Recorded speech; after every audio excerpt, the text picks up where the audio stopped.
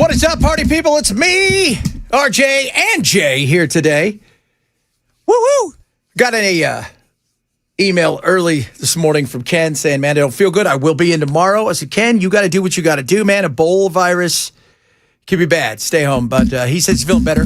But then, next thing you know, text message. Bell. Don't feel good. Not coming in. So whatever, dude. I don't care anymore at this point in time. Bell. Stay home. Whatever. No, he wasn't feeling good. He wasn't feeling good yesterday either. So stay home. Be cool. We got it covered. RJ zipped on in, right? And, of course, Jay's always here to fill in. He has no games to call today, no sporting events. So we're cool. We're good. We're good. Got everything rolling today. Yes, we do. All ready to have some fun. And you're going to do some sports, right? You're still doing sports. Yeah, I'll do my best. From what I hear, I apparently talk sports more than Bell does. Yeah, well, Bell's sports are awesome. Bell likes to roll out sports that either happened a long time ago or he has no idea what they are. But we'll talk about that a little bit later. So far, I'm not going to sit here and play the game of wackiness with what's going on in the Middle East. You know what's going on in the Middle East? Whatever is going on in the Middle East. Nobody knows. Hezbollah came out today and said, we're not listening to anything anybody is doing over there. We're not going to listen to Bibi. We're done. They're fighting back and forth. That isn't happening. And if that ain't happening, then Iran, they're saying no. So now we're in this position where we're going to be looking at this for a while. This isn't going to go anywhere. And why this is important is simply this. We're running out of stuff. We have the lowest drawdown of our reserves since 2004. And the reason that oil is not absolutely crushing us the way it probably will in the next few weeks, some of that's China. China didn't buy. China said, you know what, rather than compete with everybody else, we're going to give some of our oil out to some of our neighbors. We've got $2 billion almost in reserves. We're going to be okay. So it's been a helper. And that's not good. Because you're like, what are you guys doing? Well, I think we know what they're doing. Absolutely. They play the game. They're very good at the game. They've gotten very good at the game. They've learned how to play the game. And now what? Well, if you believe Chevron, they're pretty cool as far as kind of knowing what energy and oil is all about. They said 2 weeks, we could see oil. And remember, oil, so when we talk about oil prices, paper and physical, two separate things. Paper oil prices, you may see get to 105, 95. You got to add usually $15 to $20 on top of that, depending on, whether it's Brent crude or West Texas Intermediate, things of that nature. Physical, what's it like on the boat right now? What are you paying for it? I think we're going to see this thing potentially rise, and Trump is kind of at the position where he's thinking, you know what? This may go on for a while, which isn't good. It isn't. Doesn't help you, doesn't help me. And for what? That's a fair question. For what? What do we get out of this? Well, we're going to get no nuclear. We're getting nuclear weapons. They are now. In fact, they're more likely to effort to get a nuclear weapon now than they were before. Although the nuclear weapon they really have and need is the waterways. Because the same thing that the little guy does over in North Korea, would throw a fit and then everybody capitulates and they gives him crap, they can do that here just by saying we're going to shut this thing down. So we're here. Yay. What does it mean? I think it's going to be expensive summer. And it's unfortunate. Now, will prices eventually go down? Of course they will. At some point in time, they're going to go down. It's going to recalibrate, even if they open up today. But the thought process of this going on potentially through Labor Day, excuse me? That is, if we go through Labor Day with the straits half-ass open, not open, kind of open. And remember, what's going on now? Any of the negotiations have zero to do with stopping the war itself. It's all about a ceasefire to negotiate opening up the straits. That's all it is. Nothing else. Nothing else at all. Just that. Now you've got President Trump saying we might not see the blockade in the Strait of Hormuz end until Labor Day. You have oil executives warning that that means that oil is not going to get even close to the levels that it was moving before the war. And as that continues, that's where this pain could really start to enter kind of a next level where you could see gas prices tick up again. You could see oil prices go even higher. And that's probably going to happen. To what extent, though? That's the big thing. And as we've said,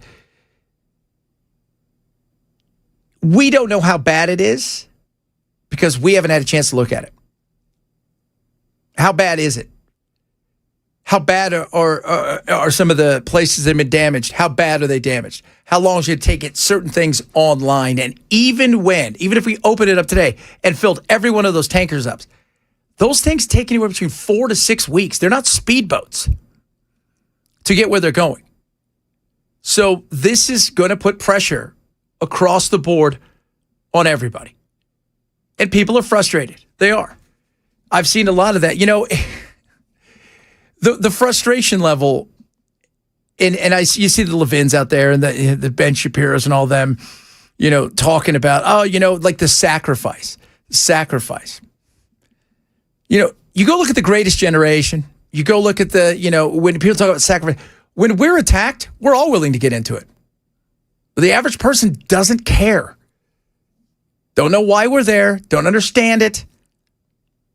Half people can't fight the damn thing on a globe or a map, considering if you think the earth is flat. What they do know is prices are getting more expensive.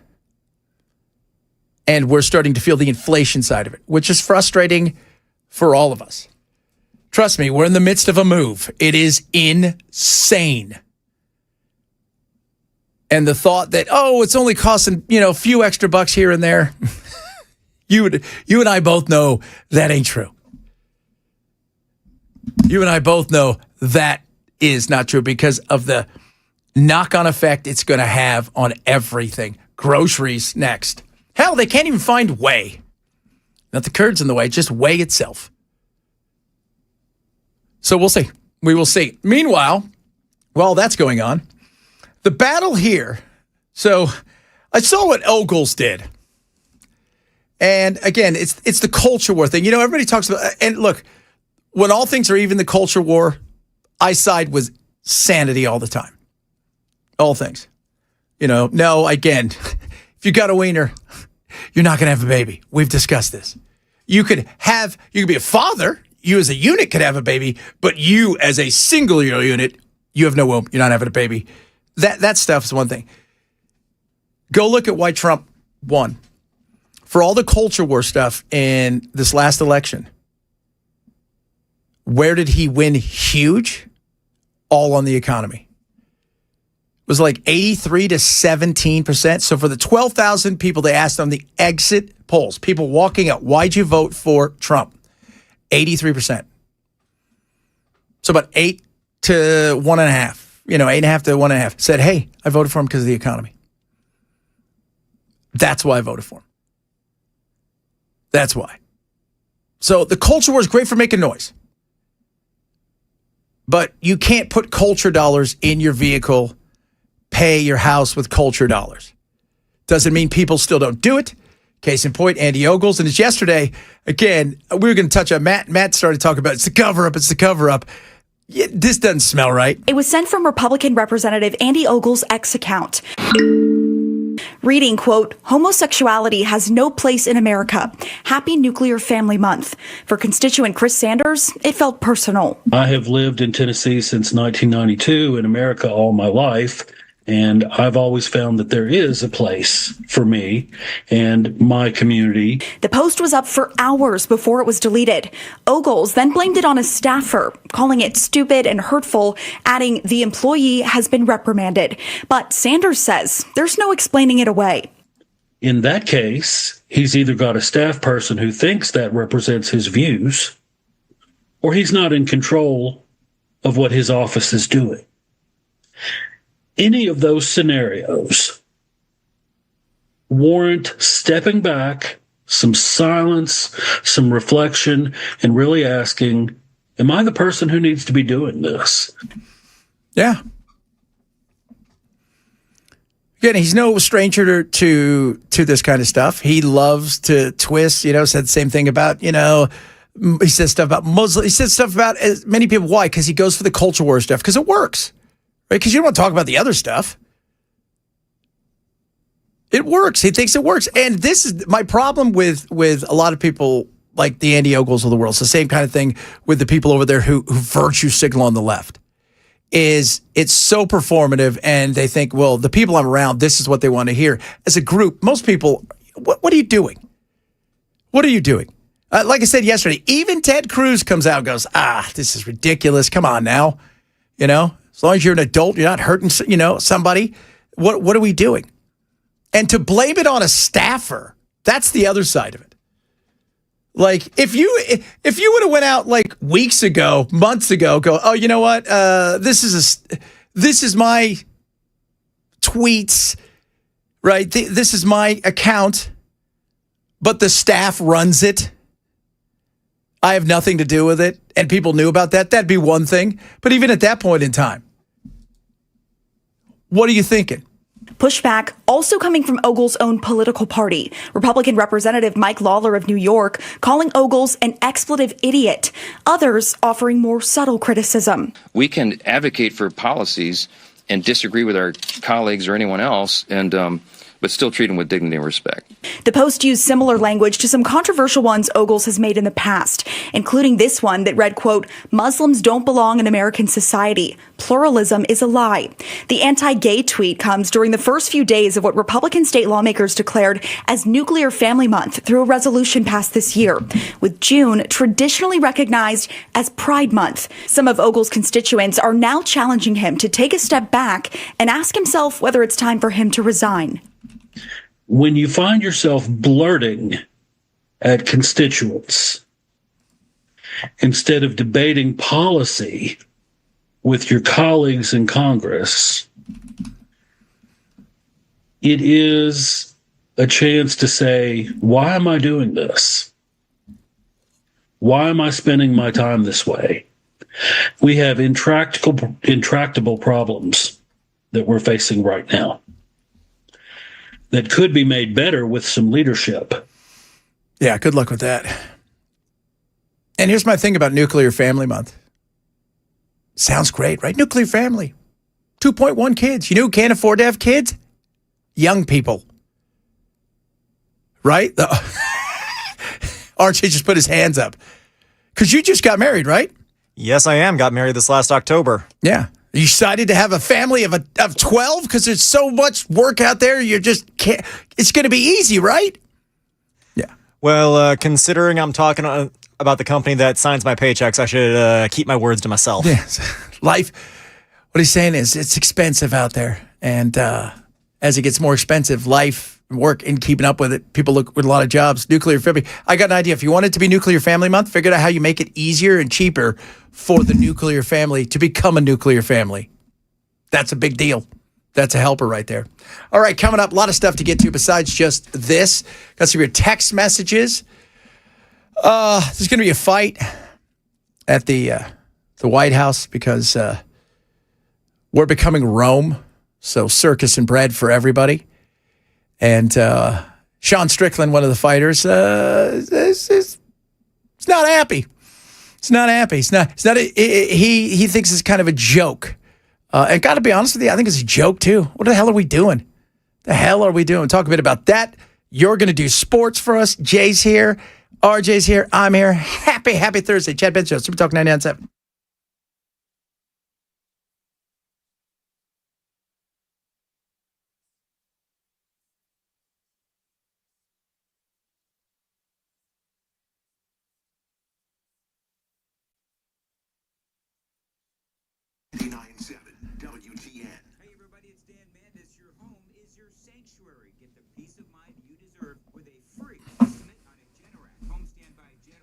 There was no stop. Just do it after this. The nation's #1 Generac generator dealer with expert installation and 24-hour monitoring. Generator Supercenter won't leave you in the dark. Financing is available.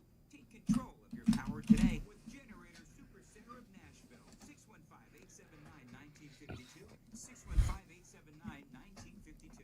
All right, guys. Relief factor. You sick and tired of being in pain? I've been moving the last several days, and I will tell you this right now. Thanks to Relief Factor, I feel great. Doing my thing. No aches and pains in my joints. I feel awesome. Now, what is Relief Factor? It's naturally formulated. Helps fight inflammation when it comes to your body, especially your muscles and your joints. What's that do? Allows you to be more active. Allows you to feel better longer. Look, as we get older, as we age, sometimes we don't eat great. Inflammation starts to get at us. And the next thing you know, the things we used to do, we can't. And the things we still kind of want to do, we can only do once in a while. Relief Factor is going to get you back to doing those things and feeling great. Try Relief Factor now. Right now, $17.76. Look at that right there. 3-week quick start. That's it. So it's less than $20. You're going to feel the difference within days. I'm telling you guys, it works. Go to relieffactor.com, relieffactor.com. Call 800-4RELIEF. 800-4RELIEF for Relief Factor.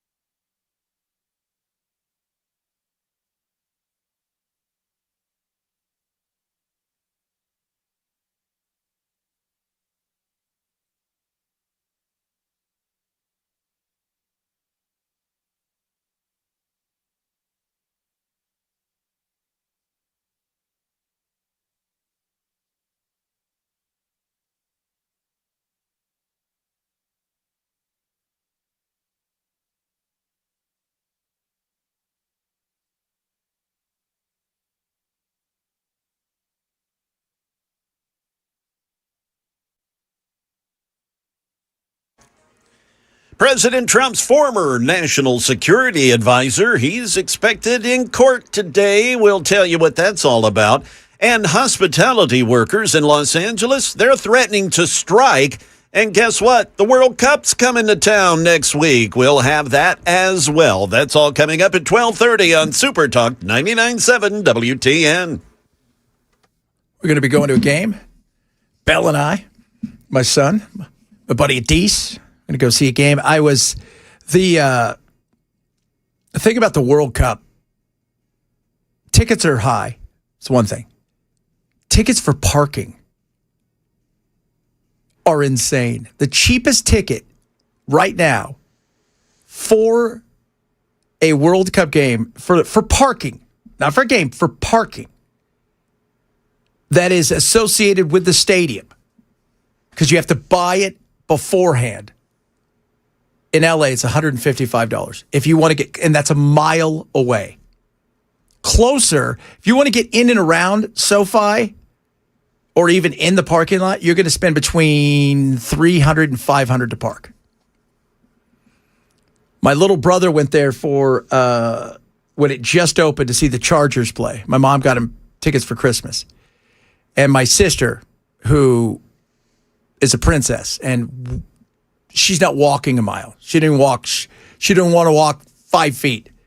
They spent like $400 to park. No, Moms, all the tickets were more, the parking was more expensive than tickets. And they wonder why young people don't want to have kids. Yeah. It's just insane. It is. I think there were some tickets for Hard Rock, the games in Miami, $355. Those are not tickets. Those are for the parking only. It's crazy. I mean, that is insane. That is absolutely insane. And now they want, I think it was $30 an hour, or they're going to strike. Which is still, here's crazy. That's not a livable wage. Not in Los Angeles. Not in Los Angeles. That's not a livable wage. Well, of course, unless you live with 12 people or rent a room after taxes and everything. Oh, God, that's not even close to being a livable wage.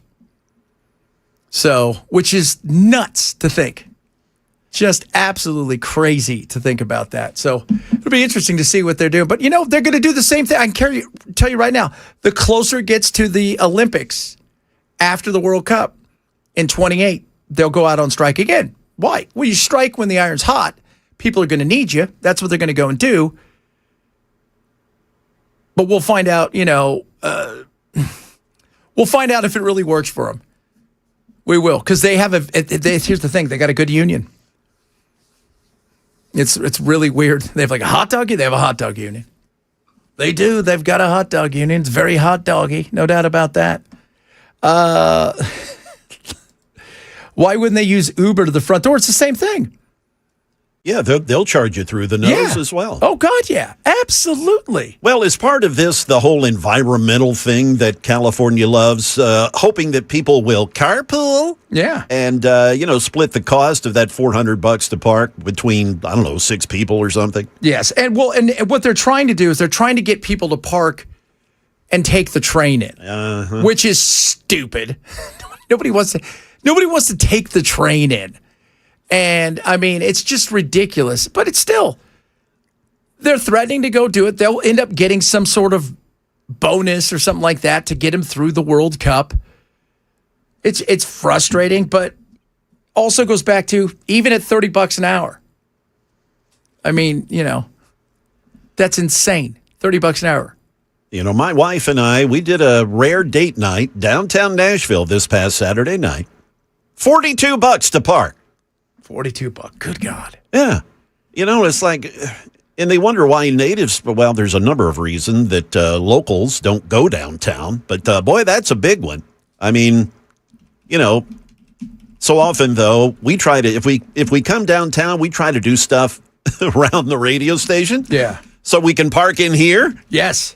And then walk wherever, It's, I mean, you can't even, you got to park in front of our building now without paid. You got to pay for everything. I know it. Yeah, it's paid out here in front of the building now. It is just insane. That's where the money's at. That's why when the Dodgers sold, what's his name? McCourt was one of the things he held on to. He sold the Dodgers, but he wanted to hold on to the parking. Because the parking, because you could charge $40.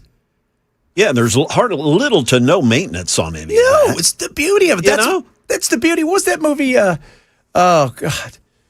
The one that we always talk about with Steve Buscemi. I always forget what it's called. But the one where, they're talking about parking lot. They're going to build a parking garage in Minnesota. And it's all a business deal that goes sideways. Because parking is no maintenance. It isn't. Simple, it's easy, and the money is good. That's when you go to down. I'm sure it happens here. I haven't gone down there because we could walk, or it's so close you can Uber. Yeah, but right. When you go to some places like downtown LA to park, you'll have the guys across the street that own they'll own a auto body shop. They'll charge you $100 to park there. They'll get 15 cars. They make $1,500 to guard your car. And I mean, they're just using their auto body. Right? Just a little garage. It's nuts. Absolutely nuts. But the money's good, I'll tell you that. We got to get into parking, boys. Let's go get ourselves a parking lot. Maybe we should do that, Jay. We should charge people to park here when nobody's looking. We'll let them in, charge them $100 just run out a night. spaces in the lot. Yeah, there's an idea. Oh, Lordy. All right, coming up. No different than the new. I wonder what the new Nissan Stadium's going to charge. Somebody just text that in. Man. Well, I'm a season ticket holder, at the current stadium, and I got an email from the team here fairly recently where I could enter a lottery to buy parking.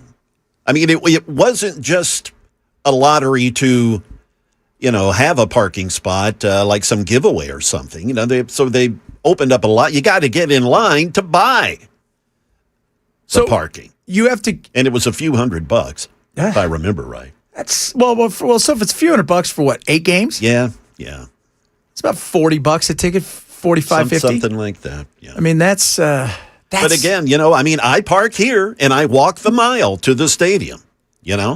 So for games. Good God, that's just that's smart. It ain't that big a deal. No, it isn't that big of it. Although I drove by the stadium today, got to go drop something off, and CMA Fest is going on. Yeah, CMA Fest. It's insane, right there. It is insane. And the other thing is, I was driving by the stadium, and I thought to myself, that looks like a bank building.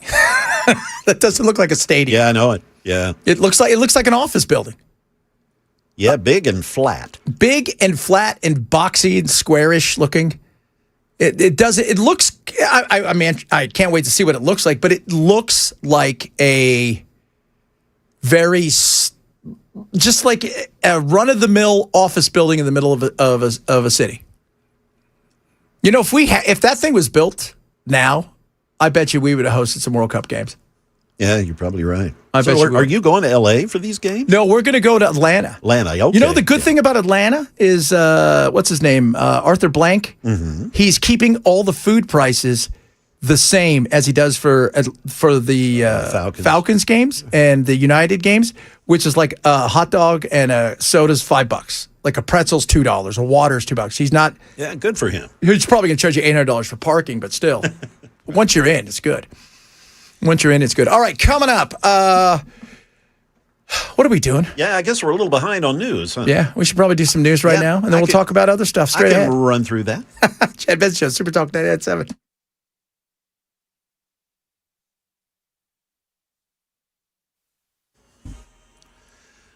It's 12:34. Yeah, running a little behind, but I've got your top stories. I'm Jay Harper. You'll get a full forecast here in just a bit. John Bolton, President Trump's former national security advisor, he's expected to enter court, and he's expected to plead guilty today over mishandling classified documents.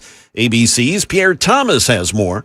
Sources familiar with the negotiations say that this will be a guilty plea involving one count of illegally retaining national security information. The source that I spoke to said that this involves Bolton allegedly storing classified information, national security information in diaries, not that he took actual documents from government offices and retained them. Well, as Chad and I were just discussing, 1 week before the first World Cup match, nearly 2,000 bartenders, cooks, and other hospitality workers at SoFi Stadium in L.A., they're set to vote on whether to authorize a strike. One issue is what else? Wages. They're asking for $30 an hour. We got the budget resolution passed. This is very, very important because that will ensure that border security and immigration enforcement will continue today and well into the future, despite Democrat attempts to reopen our borders and protect criminal illegal aliens from removal. Good old ABC mislabeling their audio cuts. Second time in 2 days. Thank you, folks. That's the latest news. Weather's next. I'm Jay Harper, WTN News.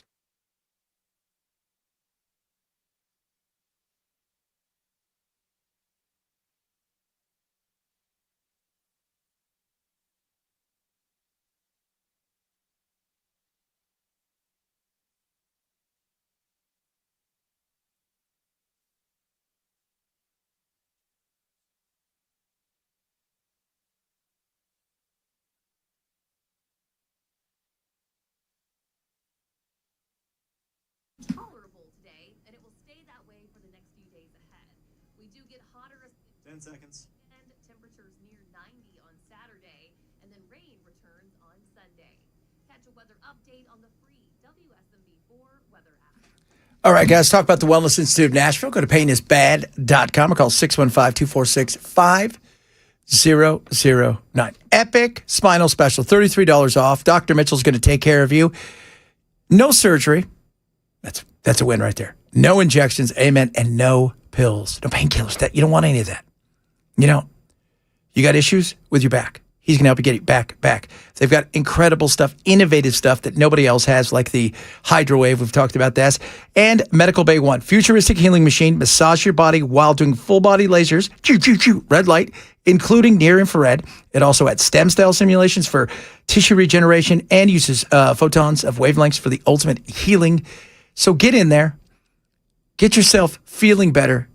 Take advantage of the epic spinal special going on now at the Wellness Institute in Nashville. Go to painisbad.com, painisbad.com, or call 615-246-5009, 246-5009 for the Wellness Institute in Nashville.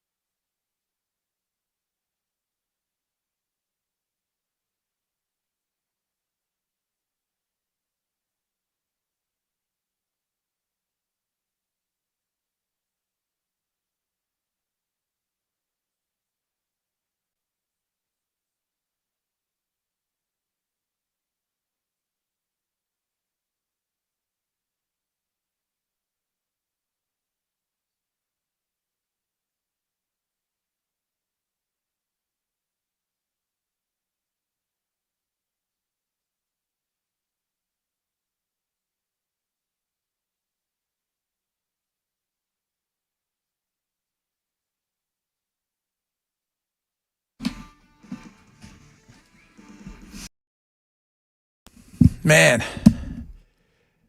was looking at some gas prices out there. $47.91.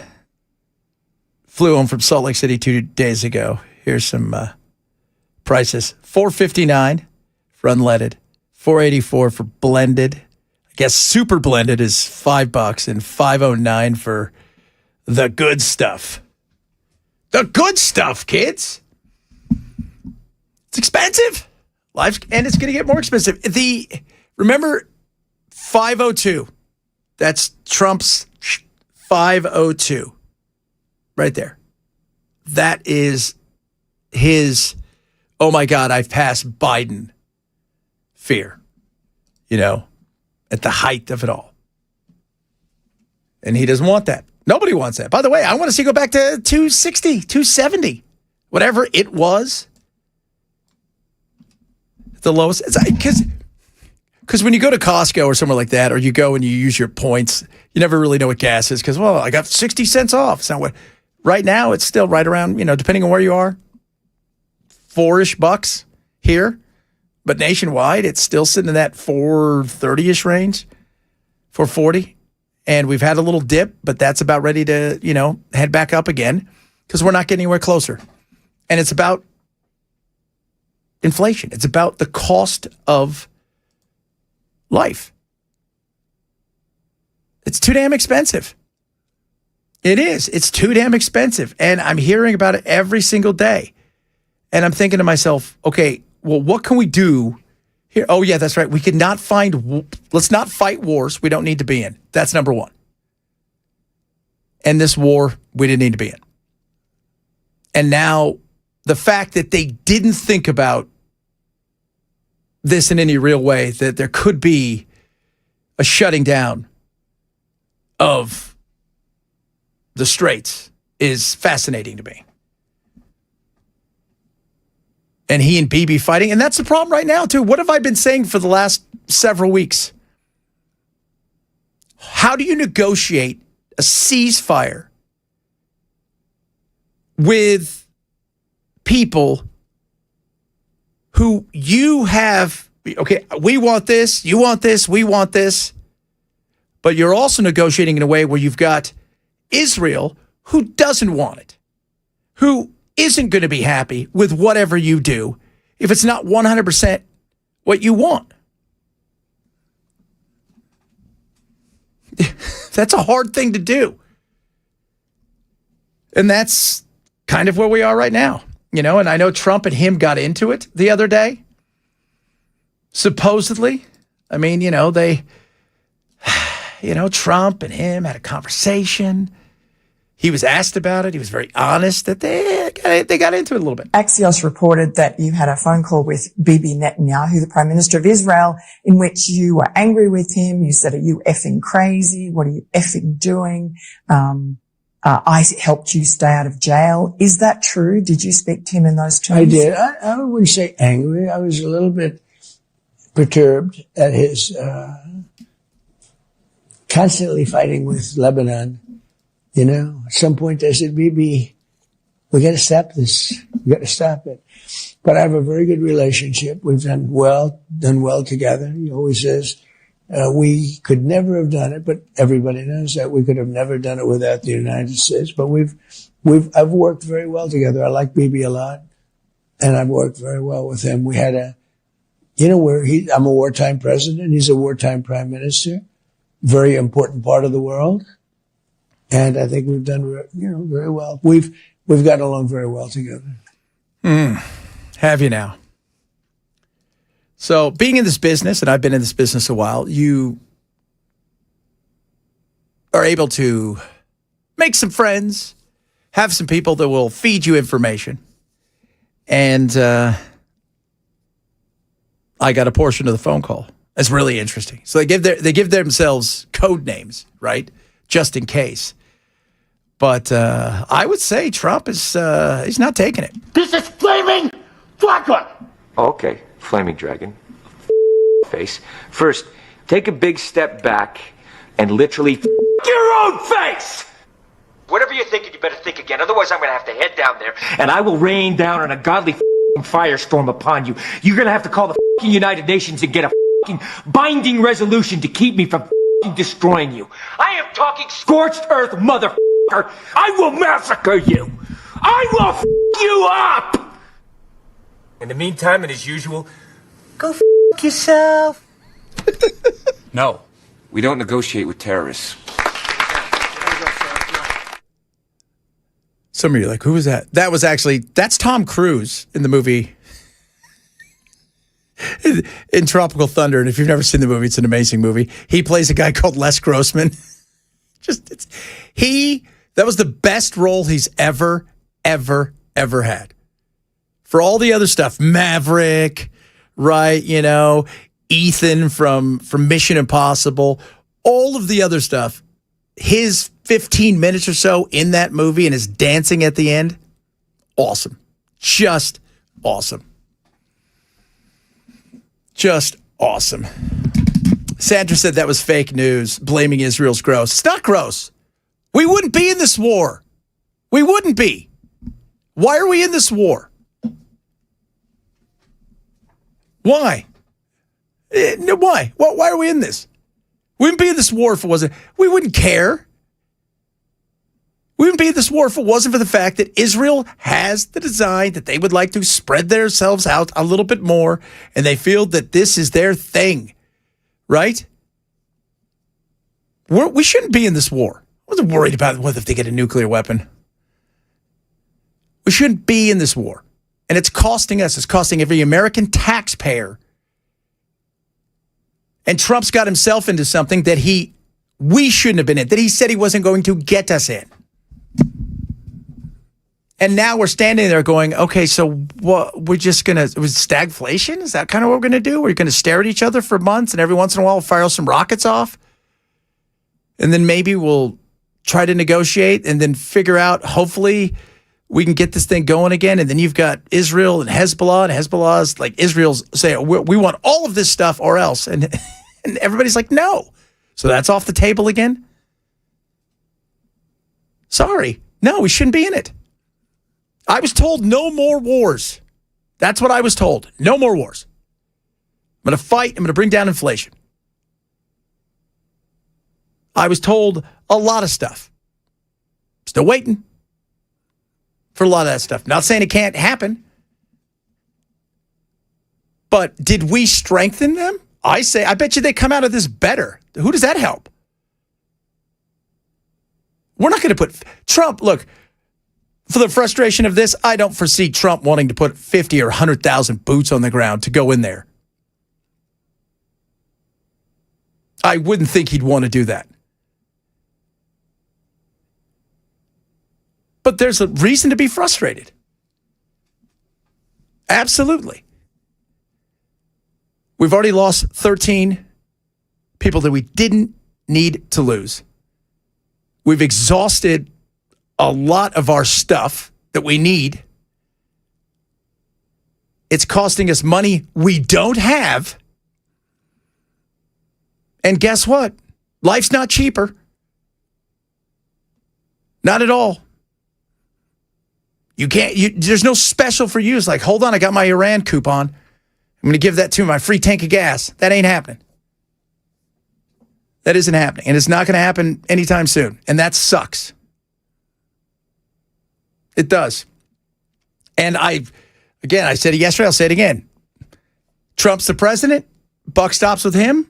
Do I feel his frustration? I'm sure when he's trying to negotiate, thinking to himself, I want to do something with you. You want to do something with me.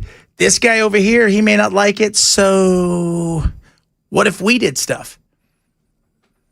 That's not going to happen that way. So he's going to stay strong, I guess, and keep us in this. But it's costing us a ton of money every single day. And the potential to cost us more. And then potentially cost more lives. We don't need it. We don't. And we haven't gotten anything out of it. At all. And while that's going on, we're going to have a UFC fight? Really? What? It's the bread and circus. It's Rome. It's bread. It's circus. Look at this. It's fantastic.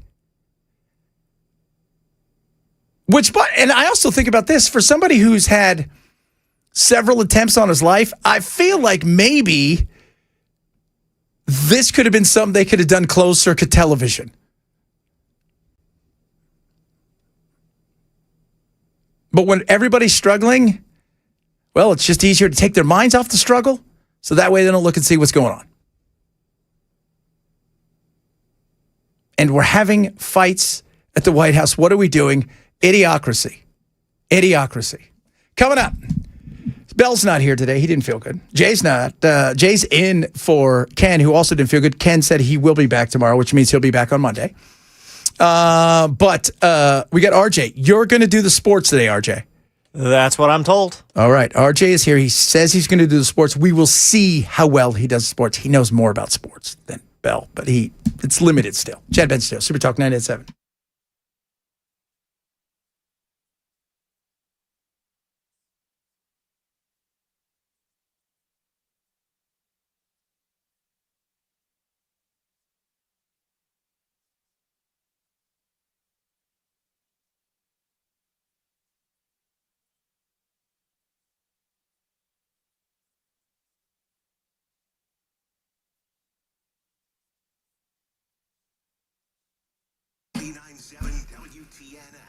Bulwark Capital Management, awesome, incredible. I use them. They're amazing. When it comes to your investments, when it comes to opportunities for your retirement, you want to protect yourself. Bulwark's going to show what they're all about. Lower risk, lower cost, lower volatility. What can they do to give you the most upside potential? Bulwark has so many things they do, including a global outlook. What is it this year? Is it South Korea? I think their market's doubled. Not a few stocks, like the market itself, with more than 35 to 40%, they still think it's going to move this year. That's the beauty of it. We're overbought here. They have a world look, a global look when it comes to investments. Sit down with them, get a second opinion on what's going on in your retirement. Let them show you what they can do for you. Sign up for a free Know Your Risk portfolio review today. Go to knowyourriskpodcast.com, knowyourriskpodcast.com, or bulwarkmanagement.com. Investment advisory services offered through Trek Financial LLC, an SEC-registered investment advisor. Investments involve risk and are not guaranteed. Past performance does not guarantee future results. Trek 26103. Running a small business means juggling a lot. Your network has to handle it all. That's where a fiber-only provider falls short. You deserve a partner who gives you a greater advantage. Introducing the Total Solutions Advantage only from Comcast Business. A first-ever combination. All right, should have just about 5 minutes in the end here. Network, the most reliable Wi-Fi, gig speed with equipment and security included, and a 5-year price lock. Plus, it's all backed by a 30-day money-back guarantee. The the total solutions advantage only through Comcast Business, a new standard for small business with reliability, security, and savings in one. When you add it all up, no one does business like Comcast Business. Switch today. Get started for $60 a month for 12 months when you add an advanced solution to a qualifying internet package. Limited time offer. New customers only. Requires 300 megabits per second internet, security edge, and additional qualifying service. 1-year agreement, paperless billing, and autopay with bank account required. Taxes and fees extra. Most reliable Wi-Fi based on Open Signal Awards USA. Fixed broadband experience report May 2025. Sponsored by Allstate. Wish you could save on home insurance? With Allstate, you could easily save and get quality protection. Yep, it's a win-win. So what are you waiting for? Check Allstate first for a quote today. You're in good hands with Allstate. There are some little-known strategies that can help you get more out of your Social Security benefits. In this ever-changing financial landscape, it's essential to explore every avenue that can help secure your financial future. Learn what these strategies are in a free retirement Social Security analysis. I'm John Maxon, CEO of Beacon Capital Management. This analysis will help you navigate the complexities of Social Security, factor in your unique situation, and develop a strategy that maximizes your overall financial well-being. If you haven't filed for Social Security, reach out and take advantage of this free retirement Social Security analysis now. 615-488-9303. Investment advisory services offered through Beacon Capital Management LLC, an SEC registered investment advisor. Beacon Capital Management LLC is not affiliated with Brown & McGuire CPAs LLC or Knight Legal. Insurance products and services are offered through Beacon Insurance and Health LLC. Beacon Insurance, an affiliate of Beacon Capital. This Saturday at 9, tune in to the Efficient Heating and Cooling Hour with Jeff Eddy. It's your home. Keep it comfortable through the changing of the seasons. Questions about heating, cooling, air quality, and more with Jeff Eddy. Saturdays at 9 on Super Talk 99.7 WTN. Sponsored by Efficient HVAC. Kick off the summer stress-free and sell your home with the guaranteed offer from Mark Spain Real Estate. You're going to save time, make the most money, and eliminate all the hassle. Hey, it's Dan Manis in a shifting market.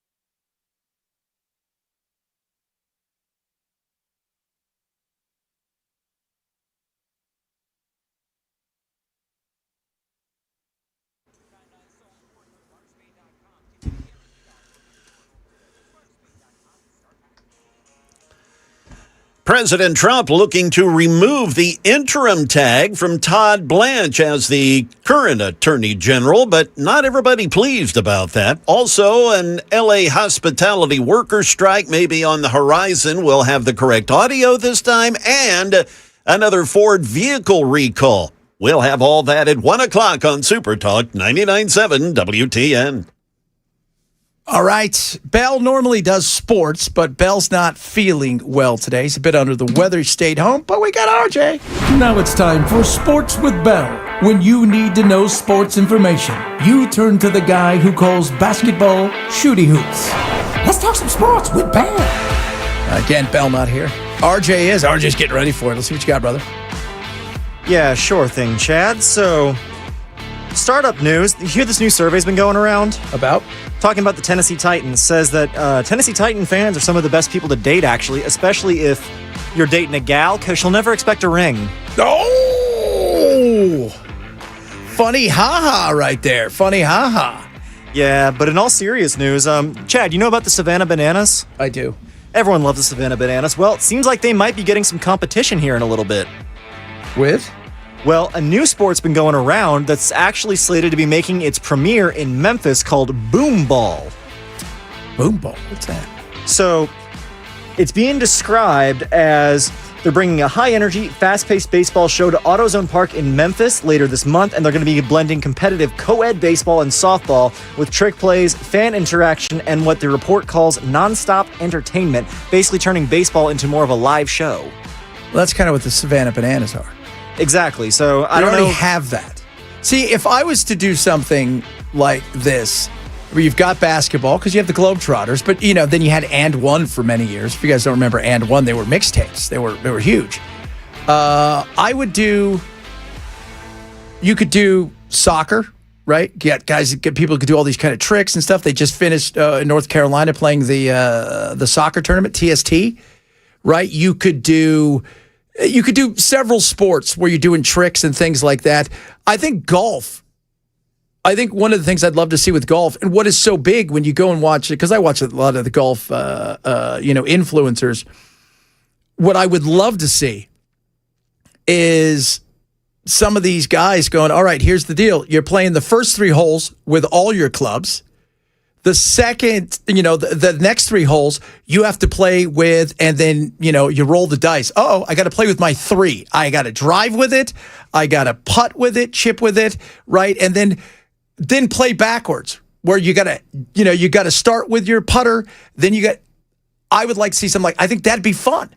See, if you want to make golf more exciting, you either got to start making them nail trick shots or just put some gators in those water hazards. There's plenty of them out there. Just make you it ever a little seen more that? You ever seen that? I love it when they're always in South Carolina and Florida and stuff on the Florida route. The guy's getting ready to hit, and they'll look over, and there's just big gators sitting there. They're so fat, though, because they've been eating the neighbor's dogs. It's not very nice yet. Just, it's happening. But the golf thing, I think, would be awesome, because I watch Good and those guys. And, like my son, he's getting ready to come out here. He'll be out here for about a month. And we're going to play a tournament with our buddy Keith from Contours, and Matt and I and Jack are all going to play together. But when we go out and play, we will play, we'll go, okay, here's the deal. You can only use your 7, right? We'll play the par 5. So you can only use your 7. Or, I get to pick your club that you've got to use. And, those kind of things I think would be awesome to watch. And I would love to see it, with, especially to young up things. I think it would be good. Absolutely. 100%. Let's do that. All right. All right. Well, if you are interested in the boom ball stuff, that's going to be coming to Memphis on June 27th.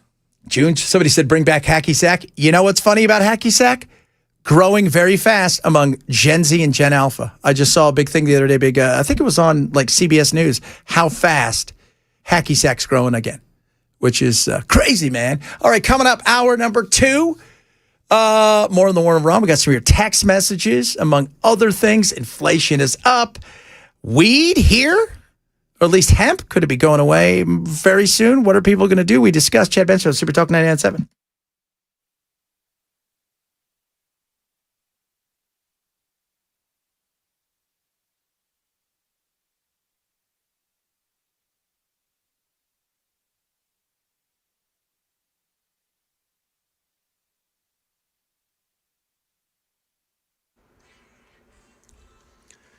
It is 1 p.m., and I'm Jay Harper with your top stories. A weather forecast is on the way. Pushback from former DOJ employees who say they object to the nomination of Acting Attorney General Todd Blanche to the Attorney General position permanently.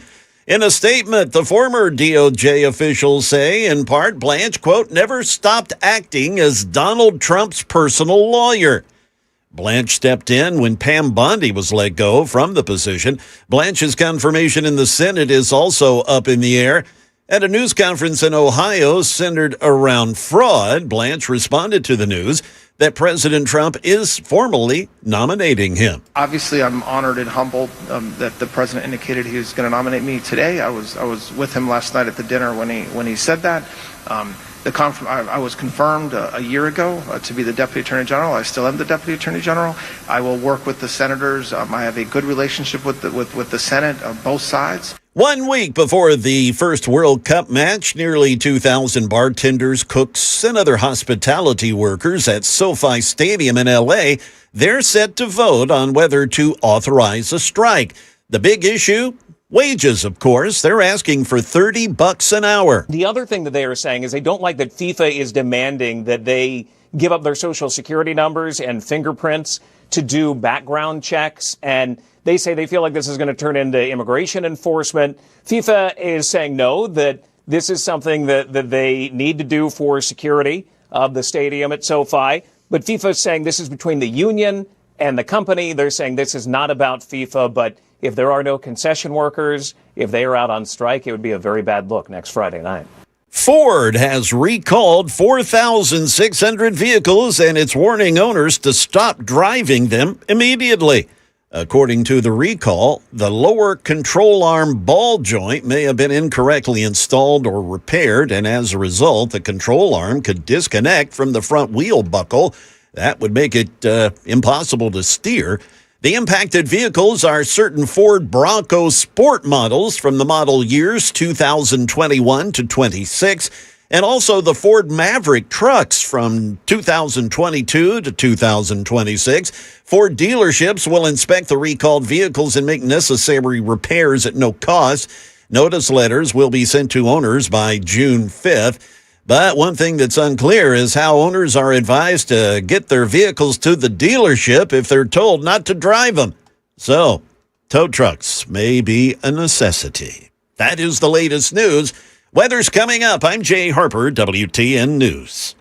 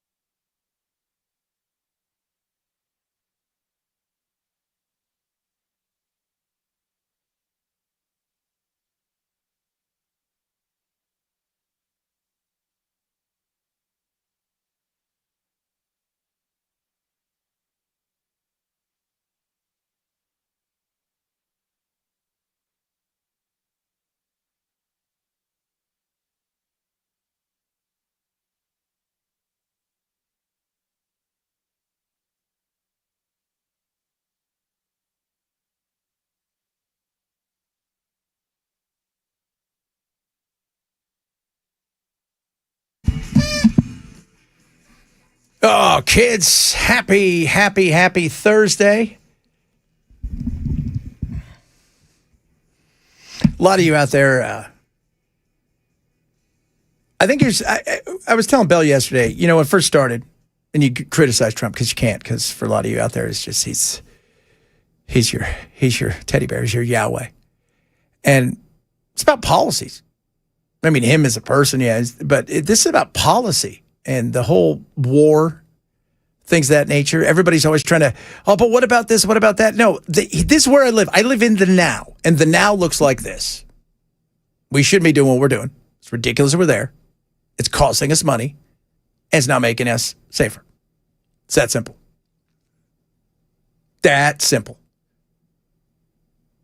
100%. That's it, in a nutshell.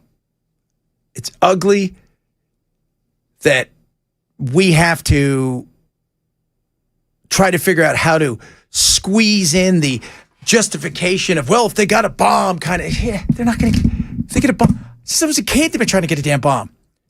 Except for the part where they were trying to get a bomb.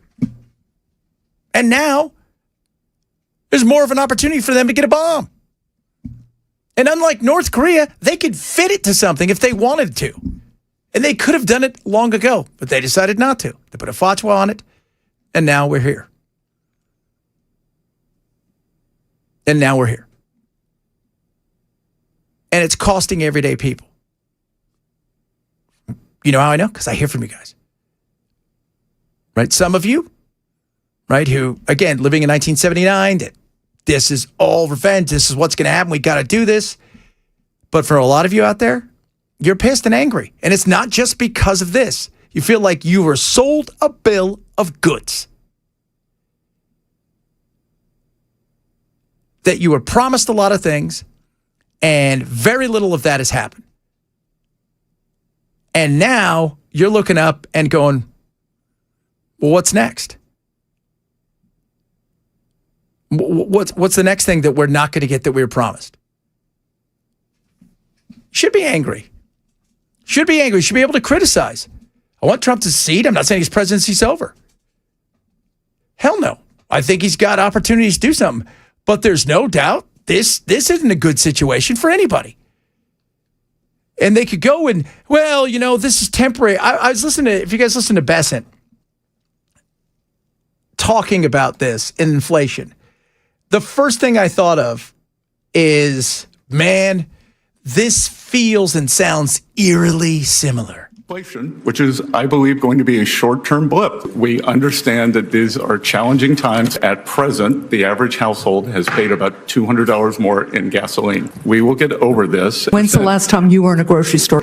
The average Granite Stater has paid $3,000 more since Donald Trump took office for basic goods and services. Meanwhile, the country lost 100,000 manufacturing jobs in 2025. So do you tell the president this information or not? Senator, except for inflation, which is, I believe, going to be a short-term blip. The economic data is very strong. Is it strong?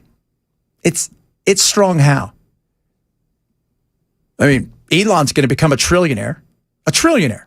You just know that. He's going to become a trillionaire. How many of you guys listening are millionaires? Billionaires. How many of you are struggling to make ends meet, even though you may have a good job? Look, some of this stuff it happened through Biden, happened pre-Biden. I mean, COVID threw everything sideways. Then we started printing money and handing it out. Then we told everybody to stay home. And then they got cabin fever. Then everybody spent money like it was going out of style because it was free money. And now people are putting groceries on their credit cards. And when I hear that, and Scott Best, the first thing I think of is it's transitory. No, one of the things you have to do, we've talked about this. You get out in front of people and you tell people, look, no, this sucks right now. We're doing some. It ain't easy. I would rather not be there. But we're here and we're doing this and this is what we're doing.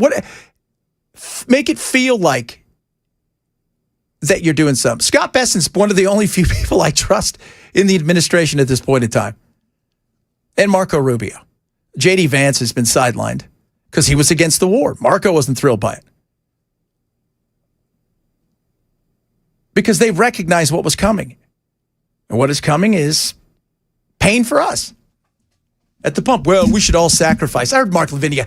Everybody should deal with it for $5 gas. Everybody should shut up. But you go pay their bills. You go pay their bills.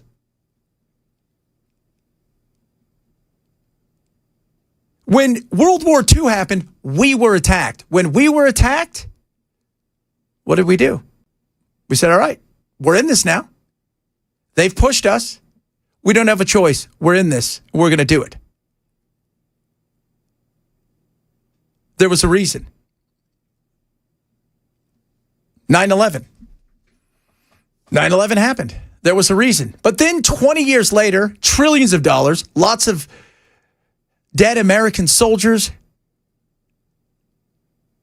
lots of dead civilians, lots of people who enriched themselves. And we replaced the Taliban with the Taliban and still pay the Taliban. We watched another country we invaded to get their stuff implode, go sideways.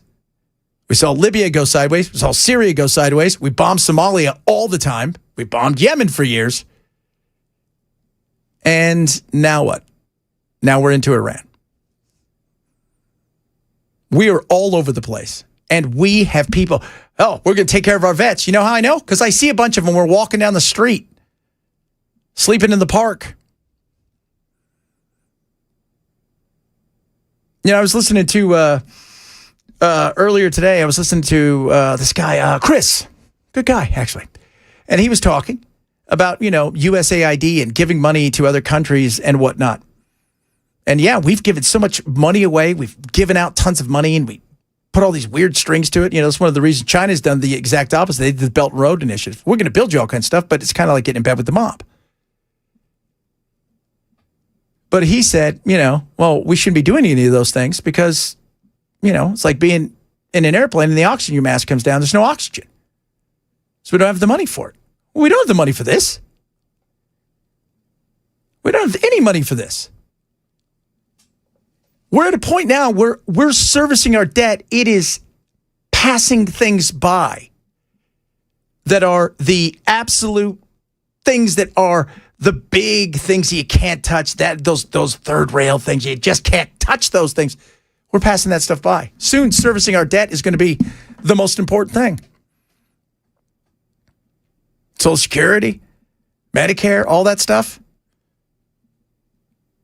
You should be damn frustrated at a situation like this. It's not because I don't want America to win or you don't like Trump.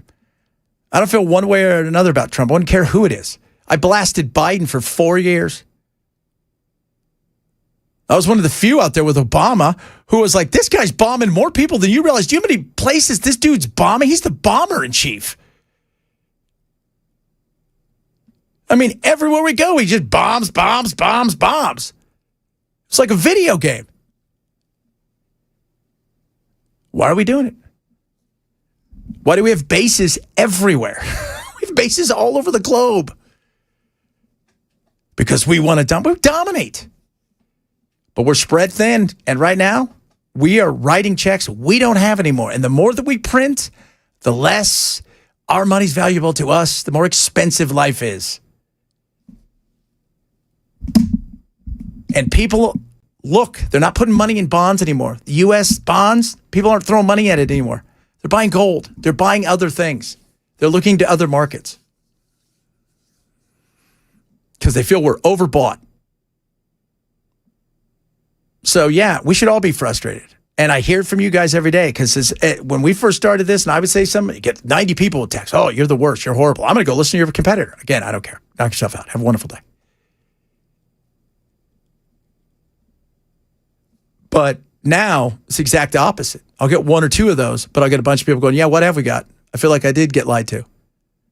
I just paid $200 to fill up my, gas tank. Diesel $6 a gallon. Life's more expensive. What do we get? How about that health care? Is that working out for everybody? And again, I can't blame all of that on Trump. Right? Because the Democrats, they passed that thing. We got to see what's in it. Well, what's in it? Oh, this stuff for Obamacare. Okay, great. Republicans, we're going to repeal this. Still waiting for that. And the only thing they got is don't get sick. Don't get sick. So yes, we should be frustrated. Very frustrated. Absolutely, 100%. Bunch of you texting in. So again, I don't care. What would it be like under Kamala? I don't care. She's not the president. Doesn't matter. What would it be like if Reagan was still alive and he was a robot and he got to be president still? Or again, that doesn't matter. What matters is now. What matters is we're going to have a fight on the lawn at the White House, a UFC fight. Trump's trying to do this fund to give out to everybody, and a bunch of Republicans are like, what are we doing? What are we doing? Read the room. The room's saying, maybe not now. Maybe not the time. And I'm saying, look, there are issues out there that need to be dealt with, but there's times that you do it. There's times when you read the room and go, yes, we need to deal with it. This ain't the time. This ain't the time. It's like sports. How many times do you see the guy that, whatever it is, the guy pushes the other guy, he gets called for the foul, then they go and watch it back, and it's the other guy who did something first. You get caught. There's a time for stuff. This ain't the time. He's out there yesterday talking about his pool. Do you see the pool? Look how big it is. Look at this. Look how giant it is. Look how great the ballroom's going to be. Look at all this stuff.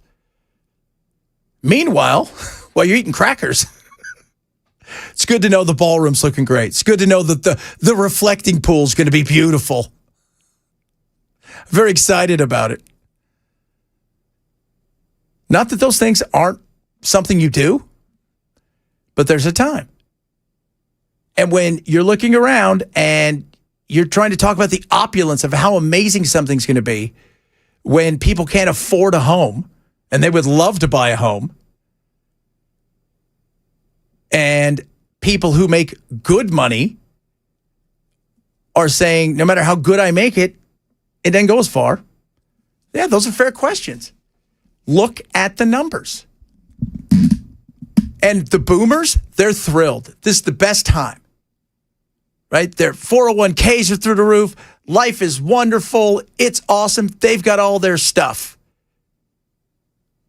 But the younger generations, they're the ones who are frustrated, but they're the ones who also help get Trump over. They got him over the line, and they've turned on him. The independents turned on him big time. And yeah, he gets to be president, but a lot of these men and women who are going to be in tight races, they're going to pay the price for it. What's up, sir? Nothing. You're talking about how the young people got Trump elected in their turn, and I just literally, a buddy of mine back in Missouri, he is probably one of the most hardline Republicans I know, founded a young conservatives club at my high school, literally got ostracized for 4 years by our entire social circle because he was a conservative. Even he's having doubts.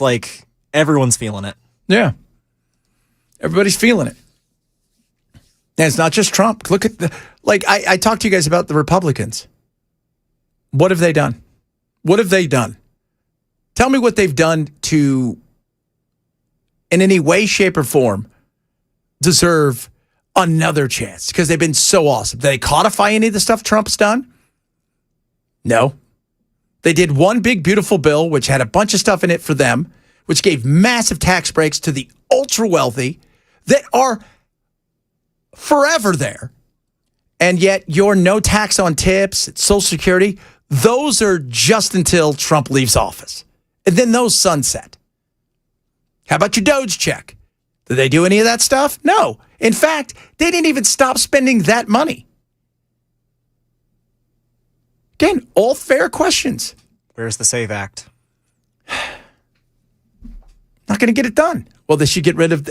They're not going to get the stuff done, and that's on them. It's not just because they also don't want to be on the hook for anything and blamed for something. It's easier to deny or to faux fight than to try to get something done. And in a world, too, where we want no compromise with anybody, everybody's willing to take 100% of nothing. Have fun with that. All right, coming up. Let's change courses here.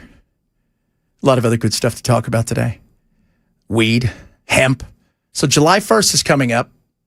That stuff's going to go away. How do you feel about that? People are speaking out about it as we get closer and closer. It's going to change as those laws go into effect. And, some old people out there, right? Some of the veterans, but even some old people out there not really thrilled by this. So we'll talk a bit about that, among other things. Chad Ben Show, Super Talk 99.7.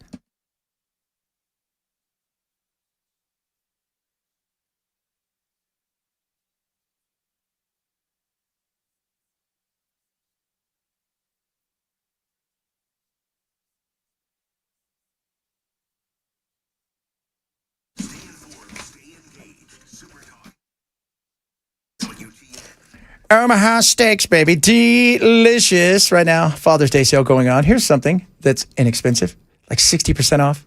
Site-wide for all these great gifts for dads. We're talking about the best steaks, the best burgers. I got my package last night. It is incredible. I love it. I got burgers, I got dogs, I got chicken breasts, I got Polynesian pork chops, and I got fillets wrapped in bacon. That could be you as well. Give dad something he wants, not something you're like, I got to get dad something. Win Father's Day, right? That's always a good thing. Plus, make some memories. Barbecue with you. Enjoy it.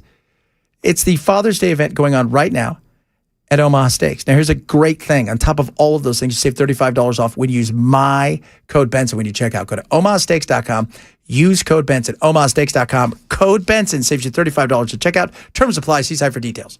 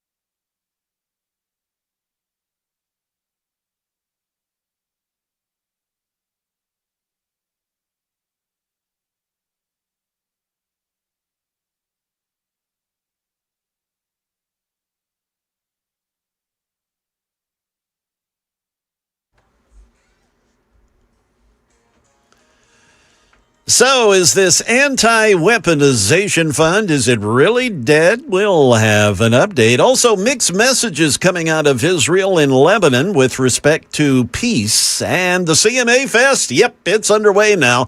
And heightened security measures downtown. We'll fill you in on all of that at 1:30 on Super Talk 99.7 WTN. CNA Fest? What? Yeah, it's kind of crazy. It is. It's super crazy out there.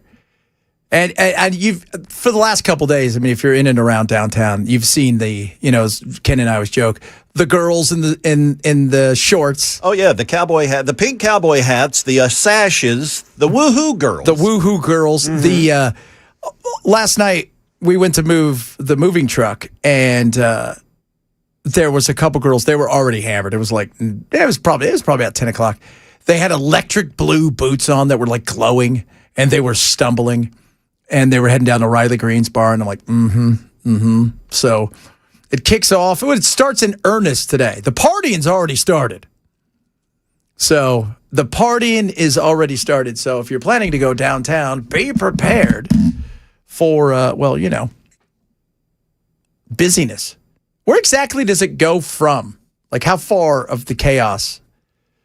Because I was looking at some of it. I was like, this is just going to be, just avoid downtown. Yeah, pretty much. I mean, as you get to around 1st Avenue, 2nd Avenue toward the river, whether it be Demumbrian or Broadway, obviously, but the pedestrian bridges, the Siegenthaler Bridge, all of that stuff, and of course stuff around Nissan Stadium, Titan Way and whatnot down there. It's all blocked off. Yeah, because I drove by Titan Stadium, and it was just, they've got there's police, there's all kinds of stuff, just redirecting you, if you will. And heightened security measures, I'll get into that in the newscast here in a bit. They're just trying to not have a repeat of what happened in New Orleans here a while back. Oh, God, that was... And you've got it now, unfortunately, we have to have a situation where you have to have those giant concrete things everywhere. Yeah. And it's a shame. It's a shame that we have to do that. I know, it's what it's come to. It's what it's come to. I mean, look at Europe. It's a shame there. Shame that they have to have those, especially, places like Germany and Belgium, where they have to have those things. You can't have a Christmas market without somebody trying to drive through because they're pissed and angry. Oh, good God, what's this damn world coming to? Got some of your text messages. All you do is bash Trump. I was bashing the Republicans. Not like the Democrats any better. Talk about the Democrats, they suck. They're horrible. Across the board. It would be great if we could start all over again.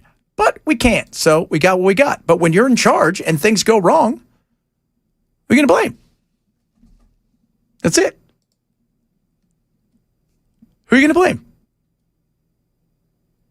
I mean, because nobody wants to take responsibility. That's why the Democrats, right now are in the catbird seat. It's the same reason that the Republicans, when they're not in power, are in the catbird seat.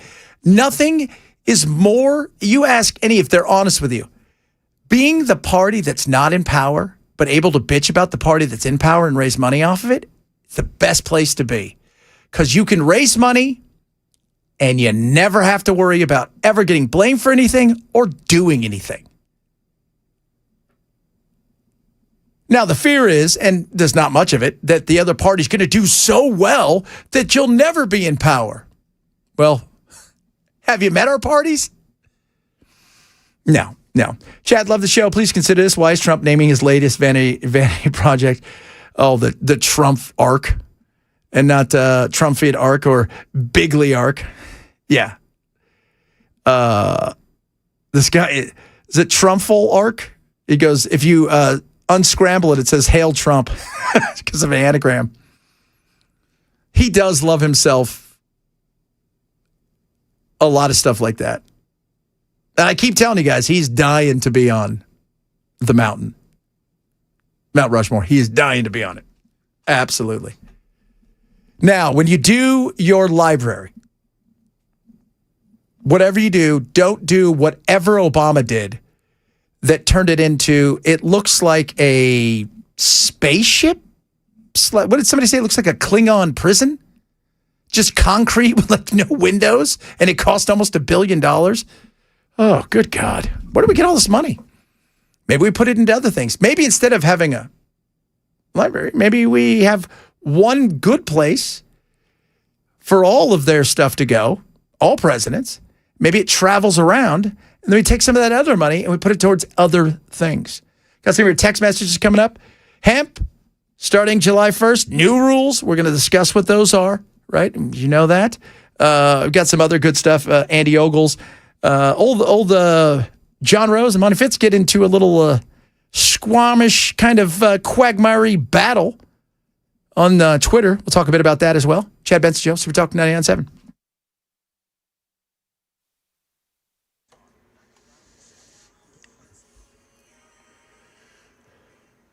"31 minutes past 1 p.m. I'm Jay Harper with your top stories, a weather forecast coming up. Well, it's unclear whether the Trump administration will find another way to kickstart a fund that would offer compensation to those who would claim that they were wrong by the Biden administration's Justice Department.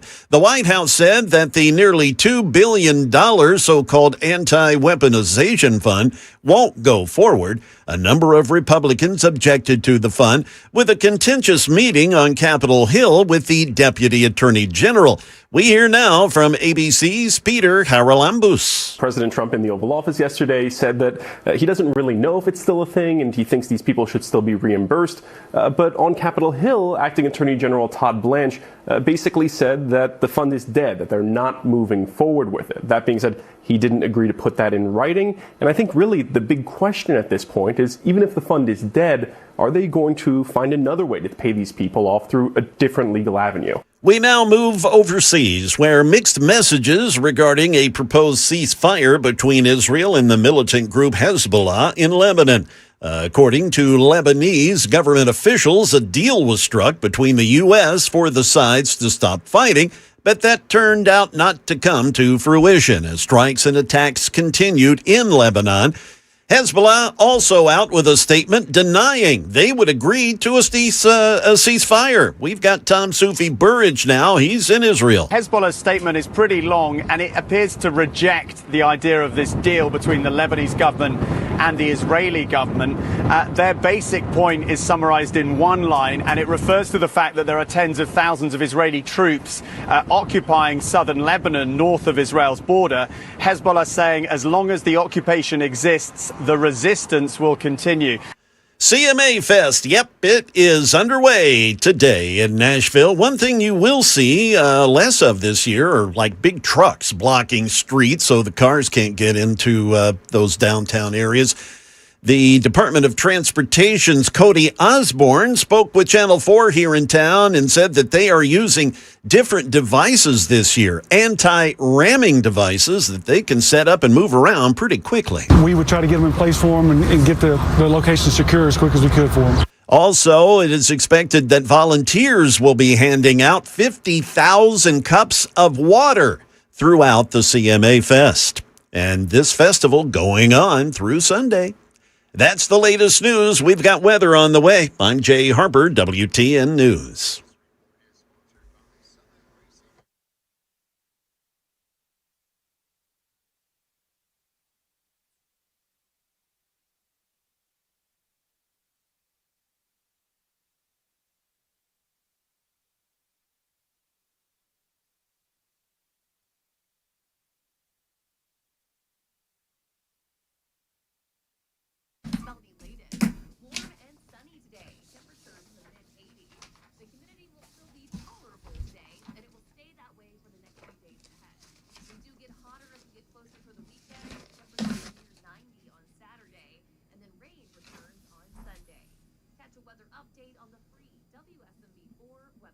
Summer heat is here. Busy Bee Plumbing, Heating, and Cooling is going to keep you cool and send you to the beach. Who doesn't want to go to the beach, especially right now it starts to warm up?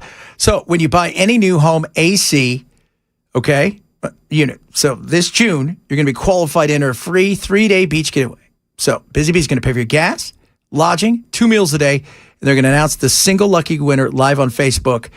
Okay, so this is just if you're buying the AC unit. Plus, I got Clear the Air 10% off Deluxe Air Duct Cleaning Package, 5% off the middle tier. And if you need plumbing help, they got tons of great stuff. You take $100 off any service over $500 or get 10% off select water filtration systems. Better yet, get a free Yeti cooler with a whole home drain or water repipe. Only clients, though, again, like I said, who are purchasing the AC unit get a chance to win the trip to the beach, okay? One lucky winner there. Total restrictions apply. So call Busy Bee today. Find out how you can win and make sure you join the Beehive Club. 615-775-7833, 615-775-7833, or visit busybeehvac.com today.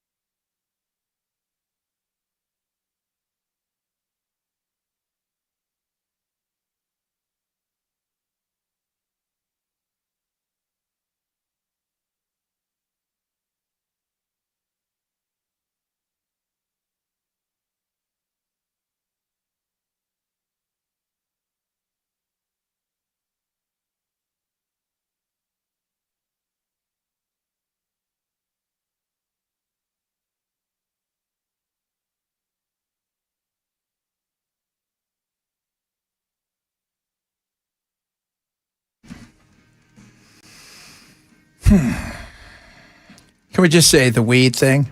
Several of you have chimed in. Makes me laugh. With the new law going into place. You're like, you know what? I'm on my way there now. This is BS. I think it's BS as well. Why isn't it legal? What's going to happen? What realistically, what do you think is going to happen? They made weed legal here.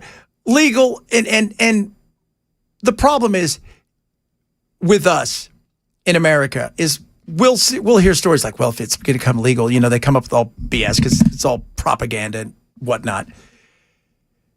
You go look, a perfect example is Portugal. Portugal decided to legalize everything. But you can't do it in the streets. You have to, if you do it illegally, you're going to be in trouble. But if you go through their system, what happens? People get off stuff. What they found is when they started having to go get their stuff, whether, and this was hardcore. They've done everything. Cocaine, everything. Heroin was the big. They started to move away from the drugs, wanting to do better, having to be in situations where to get it, they had to face certain things. States that have done it wrong, California, we'll make it legal. We'll just let anybody do it anywhere. No, that's not what. You can't just smoke anywhere. Everybody vapes everywhere. But we've decided that, somehow this is the evil thing to do, and it's ridiculous. Let's tax the hell out of it. Maybe knock some property taxes down. Who's for that? What? You don't want to pay $15,000 a month to have your little donut shop? Oh, come on now. I know you only make $9,000 and insurance and rent and everything is, no. Come on.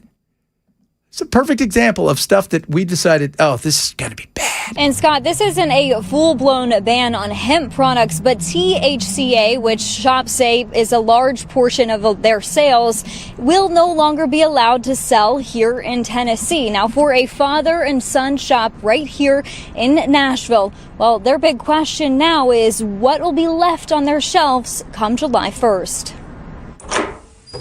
Tucked into the corner of a strip mall off of Hillwood Boulevard, Green Trees Company started as more than just a business.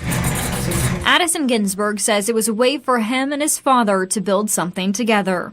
It was my dad's idea to start a business, and ultimately it was just to spend more time together. They opened in 2020 with a business built around hemp products, including THCA flower. But come July 1st, those products will no longer be legal to sell under Tennessee's new rules. Ginsburg says it makes up a large part of what customers are buying. I would probably say about 3/4 worth. Okay. Yeah, 75%. Under the new law, hemp products are moving under the oversight of the Tennessee Alcoholic Beverage Commission. Supporters say the change closes a loophole around intoxicating hemp products because THCA can convert into THC when heated. They argue more oversight is needed to address concerns over product safety, youth access, and enforcement. I wouldn't actually disagree. I just want to say youth access. Okay, let's talk about it.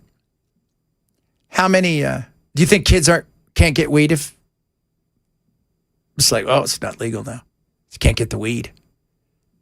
Can't get the weed, it's not legal. Oh, okay. No.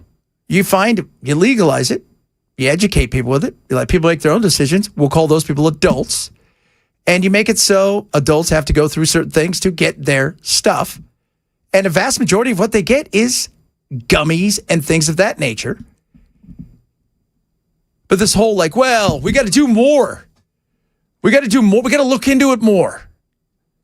We got to look in. We got to go deep and look in. Because what if? What if somebody takes it? As Jason said, you know why it's not legal? Because we don't have enough wood chippers. Because you could fall in to the wood chipper. Which, as we all know, is ridiculous. Continue, sir.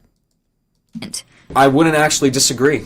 I wouldn't disagree with you that this industry needs more regulation. I would agree that it needs more regulation. He says his concern goes beyond his bottom line. It's also about the customers he says have used these products for years. I'm worried about the the veterans, the older demographic, the folks that we have coming here at Green Tree. Hemp Law Group Compliance Director Clint Palmer says some businesses will be able to adjust with other legal products, but others may not survive. Many of them are going to be forced to close their doors. For Green Trees, July 1st means adjusting to a new reality, with different products on the shelves and an uncertain future. And why is that? Because you have people running around who are absolutely thinking that somehow this is what everybody in Tennessee wants. Somebody just texted and said they were in Missouri, right? Went to the dispensary in Missouri. He goes, what's there? He goes, just a bunch of cars from Tennessee. So, yeah, that's it. It's this weird thing where people have to skate around it, just talk about it. Oh, and because we go here, my church group wouldn't like it. They don't want you to know the truth. What was the last Vanderbilt? I think it was it last year? They had the poll, 73% of people, including like 67% of Republicans, say we should just legalize it. Okay. Marsha, what did Marsha say?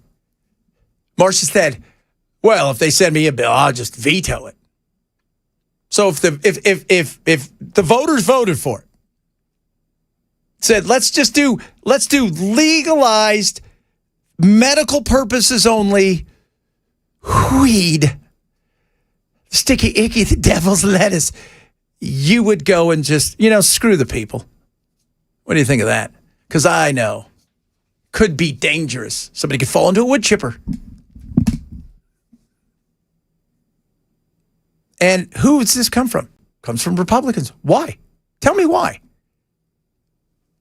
Because it's a gateway drug. No, it's not. Drink is a gateway drug. You know where they get that? Usually at their parents' house. I know all my friends, you know where they started partying? Day parties. When everybody would ditch school. Were they smoking weed? No. You know what they were doing? Drinking hard. Like somebody just said, why don't we just make alcohol legal? They tried that. How'd that work out? And you know what's funny? If you go back and look at Prohibition days,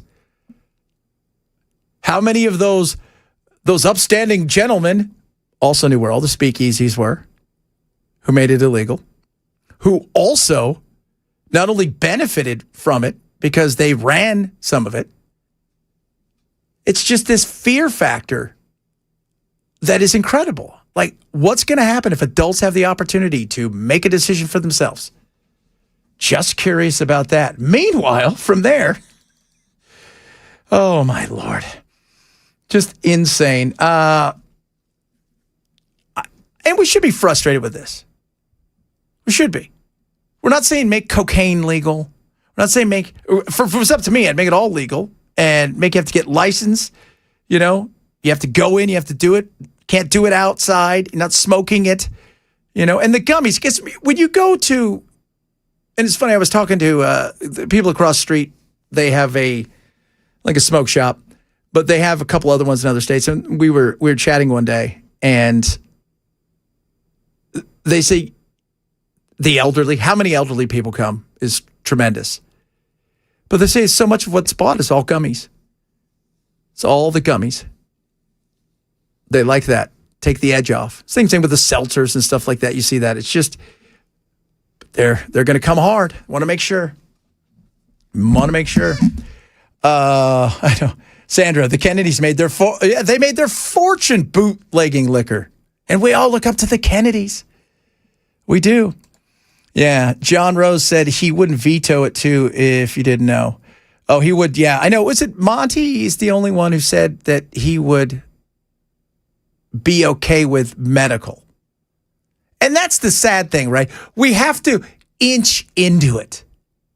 Would you guys be okay if you had migraines all the time and maybe this person want to take a gummy, or this person has cancer and doesn't have any appetite and throws up, and this will help them? We have to come up with this baloney way to put our toe into something. Oh, just what if?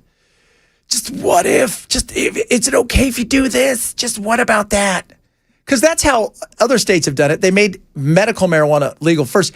And then what happened is everybody's like, I got a headache. Here, just have it. Here's your card. I twisted my hair the wrong way. My teeth itch. Here's your card. Just making stuff up. Because it's this weird thing that I don't know what we're afraid of. I don't know. I wonder, like, what exactly what's the fear that is going to happen? Is something bad going to happen? Do you think that the world's going to come to an end? And think about the taxes. Oh my God. As long as you don't overtax it, don't do what some states have done and make the taxes so outrageous that people are like, I'm just going back to my old weed dealer. The whole thing with kids, too. I was talking about kids. Several of you chimed in and goes, my weed dealer is 16. So they do know where to get it. Yeah, from that kid. 7464 says the self-righteous Christians are the biggest voice because they only hear drugs with no experience or knowledge. Yeah. Oh, there's plenty of that out there. Plenty of that. And I bet you something else, too. I bet you if abortion was on the ballot, I bet you that passed, too. I bet you it would.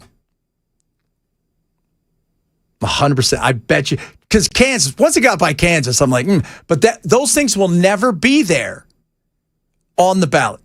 They will never allow any of that stuff to ever get there because they know what's best for you. I bet you. And you'll always get the same thing. Well, everybody I know, well, then you need to know more people. Right? You need to know more people. If everybody agrees with you 100% and you agree with them, you need to know more people. You do. All right, coming up. Elon Musk, a trillionaire. Could it happen? Is it time for us to have a trillionaire? Are you ready for it? Again, I'd begrudge nobody the money they make, but trillion, man, that's a whole nother level. That's where you look at billionaires and go, Wait, so the first trillionaire is going to be the African prince from my emails? That's it. The African, yes, Elon Musk, the African prince from your emails, will be the first trillionaire. We'll talk about that straight ahead. Chad Bench Show, Super Talk 997.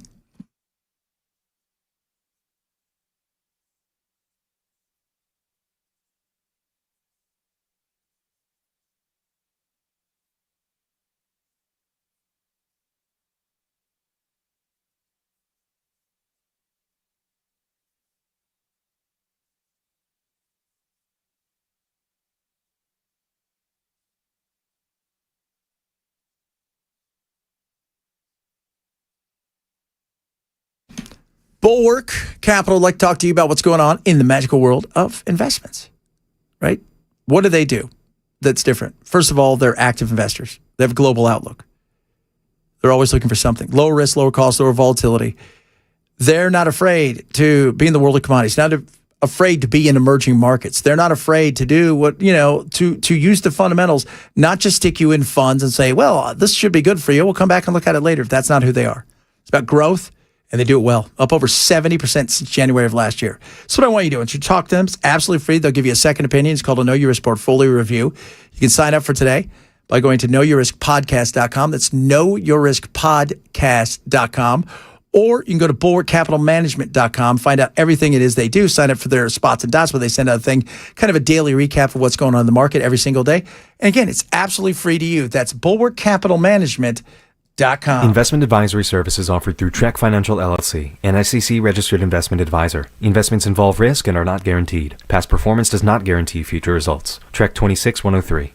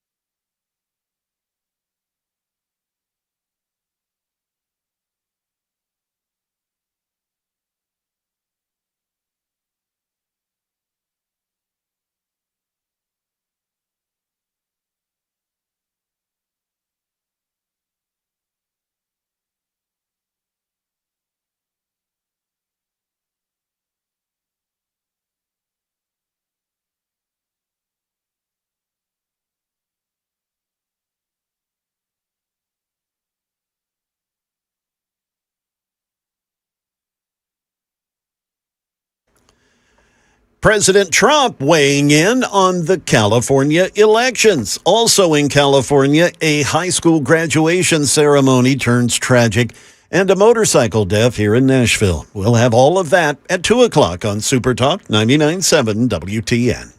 Let me guess. Trump said they're cheating in California. They need to get their stuff together. California is weird because the mail-in happens, it takes them forever, but they also quadruple check everything. So they check the handwriting, then they double check it, then you have a chance to challenge it before they count it. So at least there's that, but it takes way too damn long out there to count stuff. And we heard from our buddy here yesterday, Jim Kennedy from Kennedy Institute of Policy Research, and what did he say? He said that they don't have to, if I'm correct, I think it's the 10th of July is when they can finalize everything. And that's just for the primaries. And I have a feeling that looking at the last numbers, I don't know about Hilton. I don't know if Hilton's going to get through.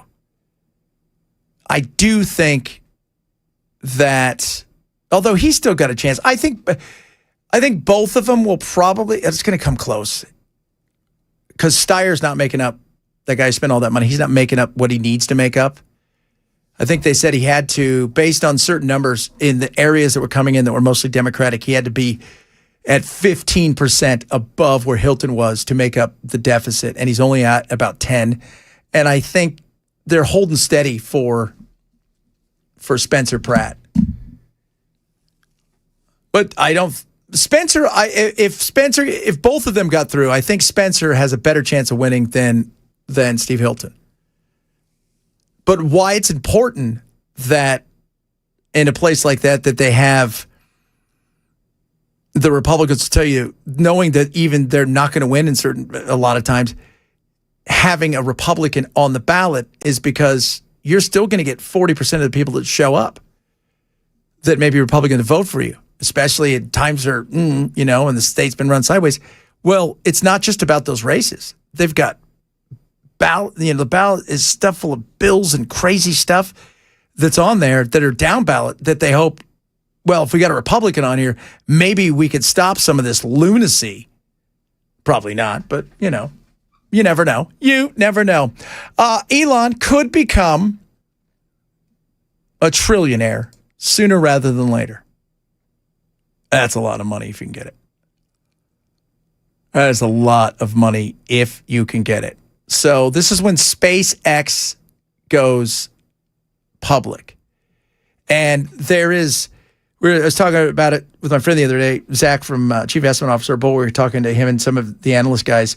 The reason that everybody's like Anthropic, everybody's running right now to try to go public as fast as possible, and you're seeing it a lot more than normal, is because there's a finite amount of money out there.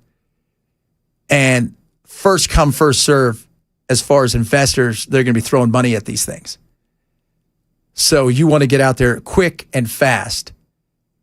I don't know how good it's going to be. Again, the valuation of what, $2 trillion, $1.5 trillion bucks, and you're doing $18 billion. That seems a bit high.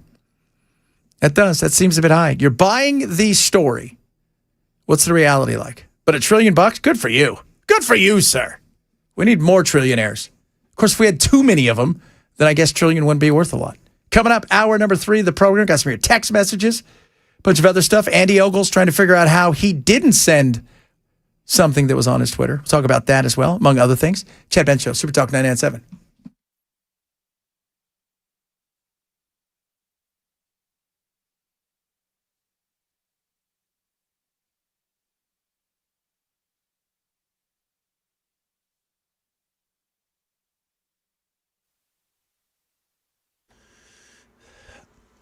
It is 2 p.m., and I'm Jay Harper with your top stories. A full forecast is on the way. President Trump speaking out because there are few firm answers yet from California's primary on Tuesday night. ABC's Alex Stone is in L.A. California is typically pretty slow at counting votes, primarily because every registered voter is mailed a ballot, and ballots can take a week to get mailed in, 13 days for all the votes to be counted and verified, 30 days for them to be certified. When a race is close, it can be a while before there are answers. But President Trump is today making claims without any evidence that Democrats are intentionally holding up the vote and trying to steal the election. Republicans are currently among the top vote getters in results coming in here. President Trump is also claiming the U.S. Attorney is investigating the vote, which the U.S. Attorney's office in L.A. is not confirming.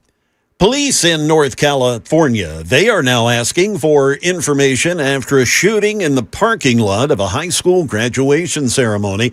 It happened in Fairfield. That's between San Francisco and Sacramento. Once again, we turn to ABC's Alex Stone. An 18-year-old victim of the shooting is dead, and 3 more victims who are 11, 20, and 25 years old are injured after the shooting in the parking lot of Fairfield High School on Wednesday evening. A graduation ceremony had concluded for Sam Yetto Continuation High School. About 1,000 people attended the event. Fairfield police say there are hundreds of potential witnesses. At this time, police say there is no ongoing threat to the public, and they are following up on leads. Back here in Nashville, a motorcyclist has died following a collision that took place along Hermitage Avenue. According to Metro Nashville Police, the crash occurred about 4 o'clock yesterday. A preliminary investigation reportedly indicates that 35-year-old William Scott was traveling southbound on Hermitage Avenue on his Kawasaki ZX-1 when he hit the driver's side of a Mercedes, which was crossing Hermitage Avenue from Academy Place. Scott was then taken to Vanderbilt University Medical Center, where he died from his injuries. Witnesses at the scene allegedly told police that Scott was driving recklessly and speeding excessively before the crash occurred. And Mount Juliet police, they have apprehended a convicted sex offender wanted for multiple violent felony offenses in Rutherford County. They caught him yesterday.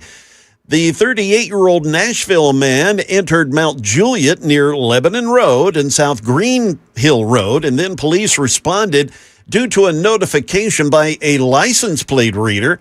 They pulled the guy over, took him into custody. The suspect had been wanted by authorities since May 30th on charges including felony aggravated kidnapping, aggravated assault involving strangulation, aggravated burglary, and preventing a burglary from calling 911, and still a multitude of other offenses. That is the latest news. Weather's coming up. I'm Jay Harper, WTN News.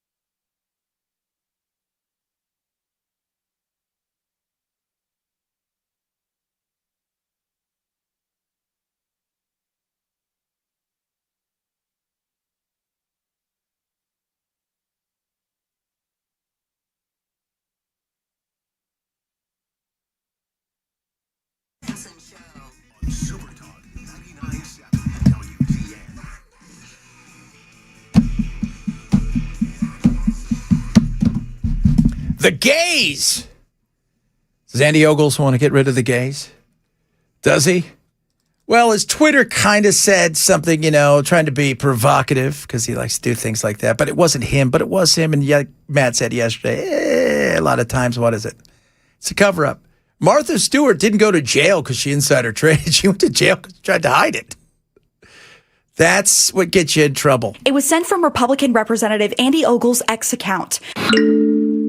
Reading, quote, homosexuality has no place in America. Happy Nuclear Family Month. For constituent Chris Sanders, it felt personal. I have lived in Tennessee since 1992, in America all my life, and I've always found that there is a place for me and my community. The post was up for hours before it was deleted. Ogles then blamed it on a staffer, calling it stupid and hurtful, adding the employee has been reprimanded. But Sanders says there's no explaining it away. In that case, he's either got a staff person who thinks that represents his views, or he's not in control of what his office is doing. Any of those scenarios warrant stepping back, some silence, some reflection, and really asking, am I the person who needs to be doing this? Pushback also coming from Ogles' own political party. Republican Representative Mike Lawler of New York calling Ogles an expletive idiot. Others offering more subtle criticism. We can advocate for policies and disagree with our colleagues or anyone else, but still treat them with dignity and respect.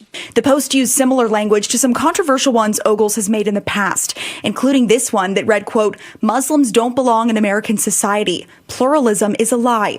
The anti-gay tweet comes during the first few days of what Republican state lawmakers declared as Nuclear Family Month through a resolution passed this year, with June traditionally recognized as Pride Month. Some of Ogles' constituents are now challenging him to take a step back and ask himself whether it's time for him to resign. When you find yourself blurting at constituents instead of debating policy with your colleagues in Congress. Yeah, let me tell you something. It is a chance to say, why am I doing this? Why am I spending my time this way? We have intractable problems that we're facing right now that could be made better with some leadership. Because it's easier to scare people and to demonize people than it is to tell them the truth and fix problems. The person that's going to end up having to fix the debt, the president that's going to have to take that hit, is going to be completely unliked. Everybody's going to hate him. Why? Because he's going to have to tell the truth. Hey, guess what? We're going to cut back on spending. Some of these programs, they're gone. Some of these fat, giant lobbyists on all sides of the aisle, whether it's, the NGOs or the big, giant, huge weapons dealers and all this, we're cutting back. People can't afford to eat. And guess what? We're going to have to raise taxes, not just on the wealthy, but on everybody. We're all going to have to pitch into this. We're going to tighten our belts. That person that does that, they're not going to be loved. So what's it easier to do? To demonize, to scare, to kick the can? Nobody wants to deal with the real problems. That's silly. They didn't get into politics to deal with the real problems. They got into politics to be political, to serve their country, their people. No, they got into politics because it's a good job. If you get in, man, it's hard for them to get you out. They're going to gerrymander it for you. They're going to make it nice and easy for you. And what would you rather do? Do you want to sit down and talk to people why can't we get this done? Because it's just not possible. Not the way you want it done. It's just not possible. Well, we need to do this. We need to do that. You're going to get serious and stuff? People don't want to talk about that. They want surface level. And make it spicy. Right? They make it spicy. And we go from there. But to fix problems, there has to be give and take. We also don't live in a time Well, most people, I think, are fine with give and take. The exhaustive majority. That's who people talk, what's your show like? I said, I want to talk about stuff that we're all frustrated with. Exhaustive majority. We live in the greatest time in human history, in the greatest country ever. And yet, up and down, I feel like we're running, it's an old saying that they used to say in England is, we fight like lions, but we are led by donkeys. And that's kind of the way I feel. People who serve themselves and aren't serious about getting stuff done. And we should want that. And the demonization, it's just easier to demonize somebody. And he's out there saying that, well, it was somebody else. Well, they must have felt it was okay to say that. Because the only reason you're like, we should delete that, because you're getting pushback from people in your own party. Why is that? Because you got the heat. You got the heat. He wouldn't be taking it down if he didn't get it from his own party. He'd be fine with it if it just came from the left. But he's getting it from his own party. He's like, dude, what are you doing? I mean, what are you thinking? So just, you sit there and you shake your head. And then, of course, to blame it on some, intern. Because that's the easiest thing to do. It is. And somebody said earlier, well, yeah, they do send out texts. Usually they have two, right? They'll have one for their official office. Like Trump has the White House one. He doesn't, and they just retweet or repost his truth stuff. And then you got a personal one. Then, the business one, personal one, those are two separate things. Like I have a Facebook, and my uncle runs the Facebook. He's super MAGA. I don't even know what's on there. I have no idea. I know he's put stuff out there that's so crazy. I'm like, whatever. But I just a regular old Facebook. But then I have, my Twitter. I don't even really tweet much because it's just a cesspool. It is a cesspool. Twitter, you can say hello and people F off. Like today, we get this thing. This guy keeps tweeting at Chris, Matt, and Dan and I about demons and aliens. And Chris is like, why are you still talking about that? Matt's like, why am I on this? I don't even believe in UFOs. I don't know why either. Because I do believe in UFOs. I don't know about UFOs. That's not I believe in more of dimensions than the flying here from other places. No? No, you said Matt was wondering why he was even getting tagged because he doesn't believe in UFOs. That sounds exactly like what an alien would say when he's trying to hide. Yes. You know what? I never even thought about that. So I've never even thought about that. That's a very interesting thing. That's exactly what they would say if they didn't want you to believe. Exactly. RJ in for Bell today. Have you ever seen Matt blink on a broadcast? I have not. I have not seen him blink. I also notice he has gills. And he levitates. Do you guys see that? Probably not, because we're all the same.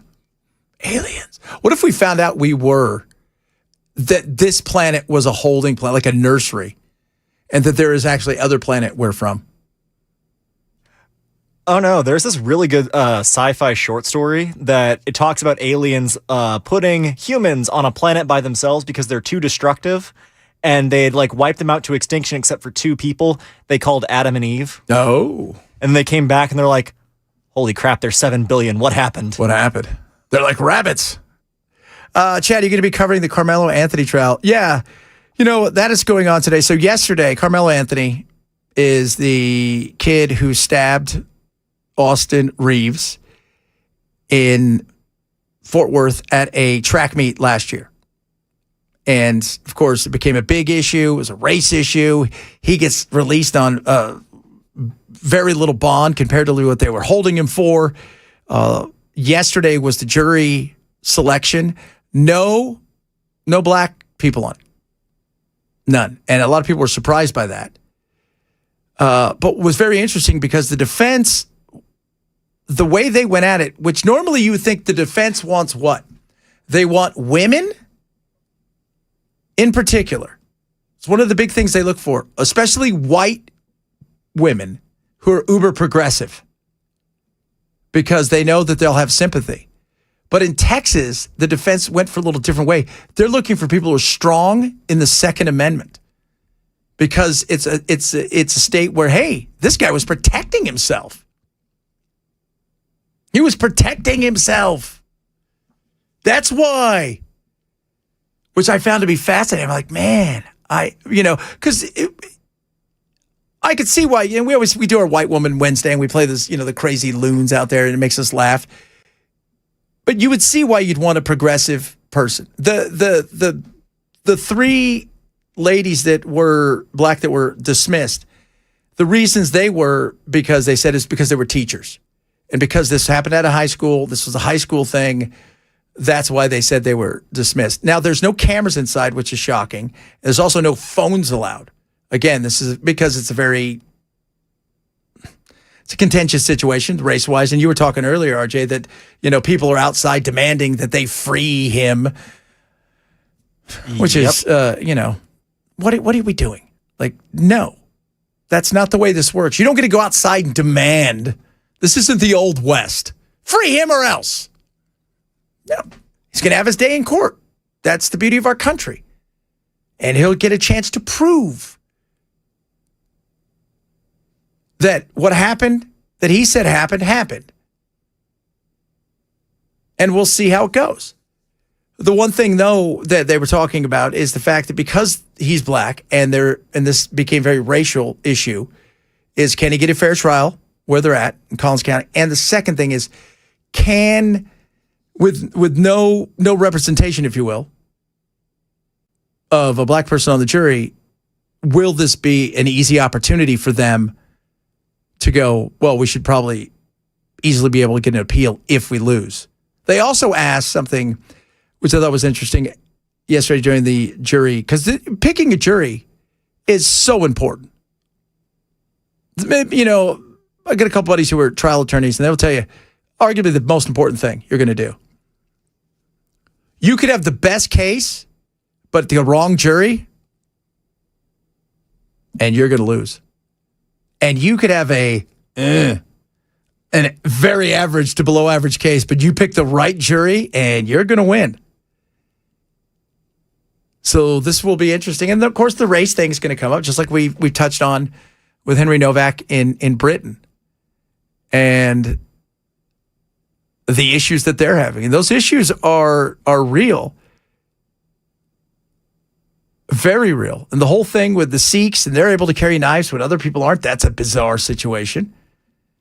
That, the two-tiered justice system. But the other side of it is, too, people are talking about, well, they've imported a lot of this. They've imported some of it, but some of it, this is what happens when you colonize the globe, make everybody essentially a portion of the British Empire. You allow them to come live there. The issue for a lot of this is you've allowed them to come live there, and you've never said you need to assimilate. You need to assimilate. This is what Sweden has done. You're either going to assimilate or you're going to leave. If we get an area where there is a housing project and there's 2,500 people of the Muslim religion, and you want to do nothing except stay here and live your world, what do? They come in and they knock the buildings down and they split the people up outside of family and they move them to other places, or else you leave. Which has been controversial, but if you're going to go to these places, right, assimilate. And in some places they have, and in some places they haven't. And it's costing them. And as bad as England has become, let me tell you something, Belgium's the worst. You want to know what the hotbed of all this stuff is? Belgium. Oh, yes, it is. It's crazy. As bad as France can be. But again, France also, when you colonize and you stay a lot of places, you allow people to then come to your country because it's kind of their country now too. Once again, issues. And if you're not going to get people to assimilate, you're not going to force them to assimilate, you're going to get what you get. No doubt. All right, coming up. Some fun stuff, crazy stuff. Find out the latest of what's going on in Iran, among other things. If you're missing the show, make sure you grab the podcast. We've got all kinds of places you go. Like, subscribe, argue with me, don't argue with me. You can tweet at us, do those kind of things. We love when you do that. Chad Ben Show, Super Talk 99.7.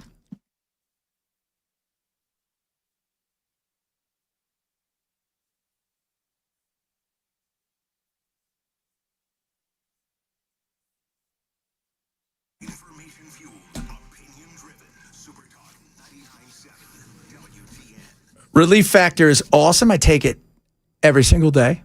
It helps me, helps my wife. We've been moving all weekend, getting ready. They're getting ready to go back for a few months to help Grandma out back in Arizona. And so we had to pack up our stuff, put it in some storage before we moved to our other house out here in October. And we did a lot of moving ourselves. I'll tell you what, I was really worried it's going to be bad. I feel great, feel amazing. Take Relief Factor, naturally formulated. It's going to make 3 fatty acids, all this incredible stuff in it.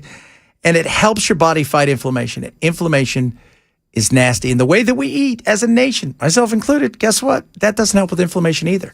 So if you're sick and tired of being sick and tired with aches and pains in your joints and muscles, and you want that relief, Relief Factor delivers it time in and time out. Right now, under $20, $17.76 right now. Big special going on because of the independence of America. Are you ready for it? 3-week quick start. They're losing money on this, but they know it works, and you'll come back because it does work. Go to ReliefFactor.com, ReliefFactor.com. Get yours today or call 800-4-RELIEF, 800-4-RELIEF for Relief Factor.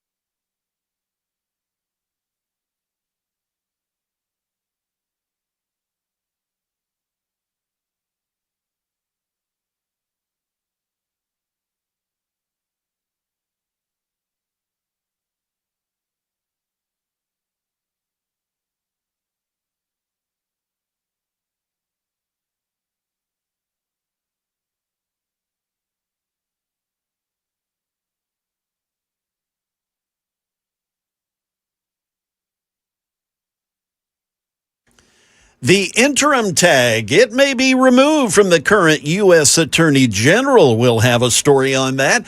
Also, an L.A. hospitality worker strike may be on the horizon right before the World Cup comes to town. And we've also got another Ford vehicle recall. That's all coming up at 2:30 on Super Talk 99.7 WTN. Speaking of crazy, speaking of the Brits. I've been banned from the United Kingdom for criticizing Israel. Just happened. I was at the airport, and they said the British government has rejected your visa. I already had a visa, and they apparently pulled it. They had nothing on me that is in violation of British law in any way, shape, or form. They couldn't even charge anti-Semitism. But they said my criticism of Israel is by definition anti-Semitic, and hence I must be banned. So I didn't get banned for criticizing the United Kingdom. I got banned for criticizing Israel in the United Kingdom. And ironically, they said, well, the way you criticized Israel was that you said it controls the American government. And since we're the British government, we're not allowing you to criticize Israel. So you see how we are not controlled. No, I don't see that. Actually, that's deeply ironic. It sounds like you are. And I hadn't said you, I said the American government. That's because 94% of Congress has taken contributions from the Israeli lobby. That is true. No. Yeah, that's Cenk Uygur. He went the other day, and he was going to go with Hassan Piker. Now, Hassan Piker and him have gotten into it. That's his nephew. That's his sister's kid. And they were scheduled to go debate at Oxford, and then they were going to go be on Piers Morgan's show. And Cenk gets there, and they tell him, you can't come. He's like, why? Your visa's been revoked. You and Hassan aren't allowed to go. And why? Not because you know what? It used to be really, you couldn't make fun of the Queen or the King. You couldn't criticize anybody. You couldn't do any of that, or let alone the politicians. But no, that's why. Came out in The Guardian that this is what it is. And asking the question, well, you could cause craziness and chaos and lunacy, and it's insane. You want to know why you have problems? Because you don't allow people to have that freedom of speech. You don't allow people to do that. You go and you arrest a guy on the word of somebody who's on the ground and been stabbed, and you don't believe him, and then he dies right there in cuffs. And they've done this to themselves. They've done this to themselves. I was watching I used to work for a station over there called Talk Radio UK. This is my first foray into talk radio when I was like 23. And now it's Talk Sport, and they have another thing. And I'm watching them talk about this, and they're talking to several police officers. And they say that the DEI training is so ridiculous. And it's all about not being sued or being perceived to be a racist. That's what it is. I think Gadsad in his new book calls it empathetic suicide. You're allowing feelings to override facts to the detriment of a situation. And it's just nuts. My buddy, he works in Phoenix. He's a cop. His job now is he goes out and trains young officers and mid-level officers. His job is essentially to keep them from quitting. That's it. That's his job. He's a retainment specialist. After being out in the field forever and a day. And he said, you know what? Number one thing, especially amongst the young, of why they don't want to be cops. They don't want to be seen as racist. They don't want to see a tape that is, or a video that is, a 12-minute issue that is knocked down to the only 10 seconds that somebody caught, and that person's deemed to be racist. They don't want to see that out there. They don't want to be a part of it. So that's why they don't want to do the job. Because you know how hard it is to retain people because of that? Yeah, they do it to themselves. And then to deny people. I said the other day, I told my wife, I said, super critical. And I do stuff over there still. And I'm like, man, I bet you if I got there, they'd be like, you're in trouble. What? What did I do? And I was sued when I was there. There's a reason they go and sue over there, because it's a lot easier than our world to get money. All right, coming up. Talk a little bit Iran and some good news. Finally, some good news about some people who I know it's been tough on them during this time with inflation and whatnot. It's good to see that this group of people can read a room. Chad Benson Show, Super Talk 99.7.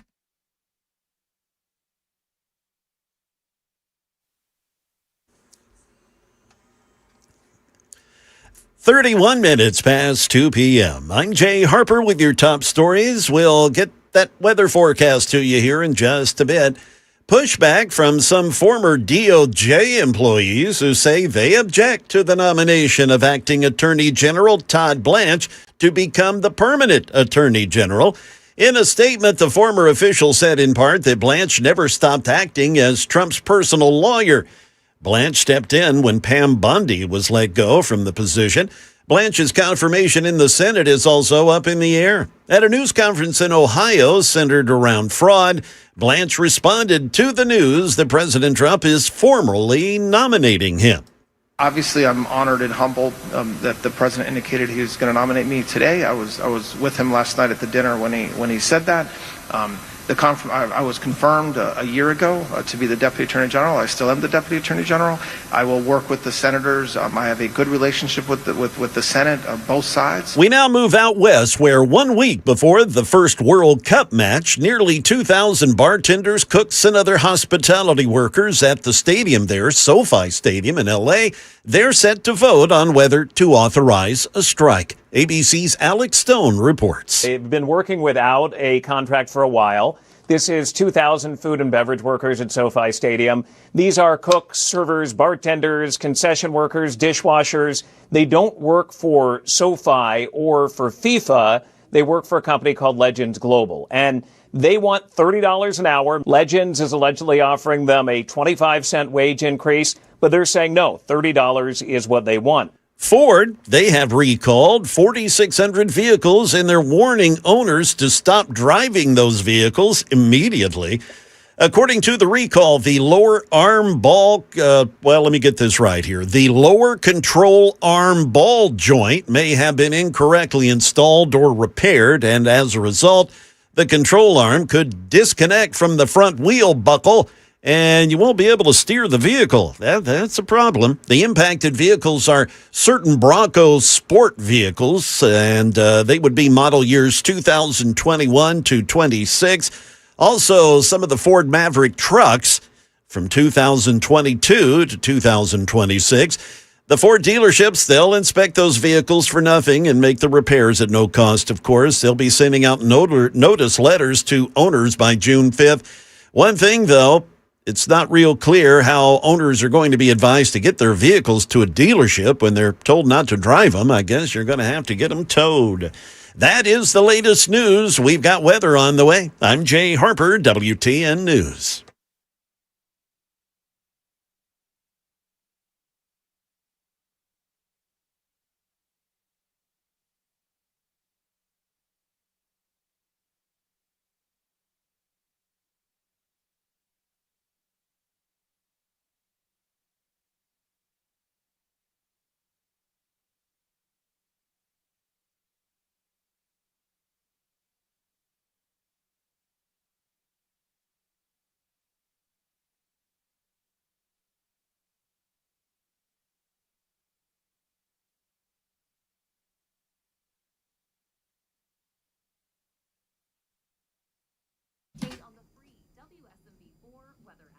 USS, those little things, those cracks, places you can't see, those are telling stories potentially that could end up costing you a lot. But USS is ready to come out there and help you. Right now, USS introducing 24 months, no interest financing options, good now through the end of June. Okay, so now maybe you've got issues where these cracks have come in and maybe you think you got some standing water somewhere over the past, and every time it rains, it comes again. Then you're worried about wood rot. You're worried about mold, all that stuff. Don't do that. Crawl spaces, basements, they got you covered. Interior drain systems, they can help. Sump pumps, you name it, they've got it all. Plus, maybe you've got other issues with your foundation. Who does it better than USS? Nobody. 30 years in business, and they're getting better. 32 now. Credible. So this is what I want you to do. Don't let something bad become something bigger that becomes something awful and then goes from something manageable to so expensive. Let USS get it done for you. Have them come out, take a look around, give you a free inspection. They're not going to sell anything you don't need. So take advantage of what's going on right now. Get them out there. USS. Call 615-488-7855. 615-488-7855 or online at USSTN.com. Get peace of mind now and pay later.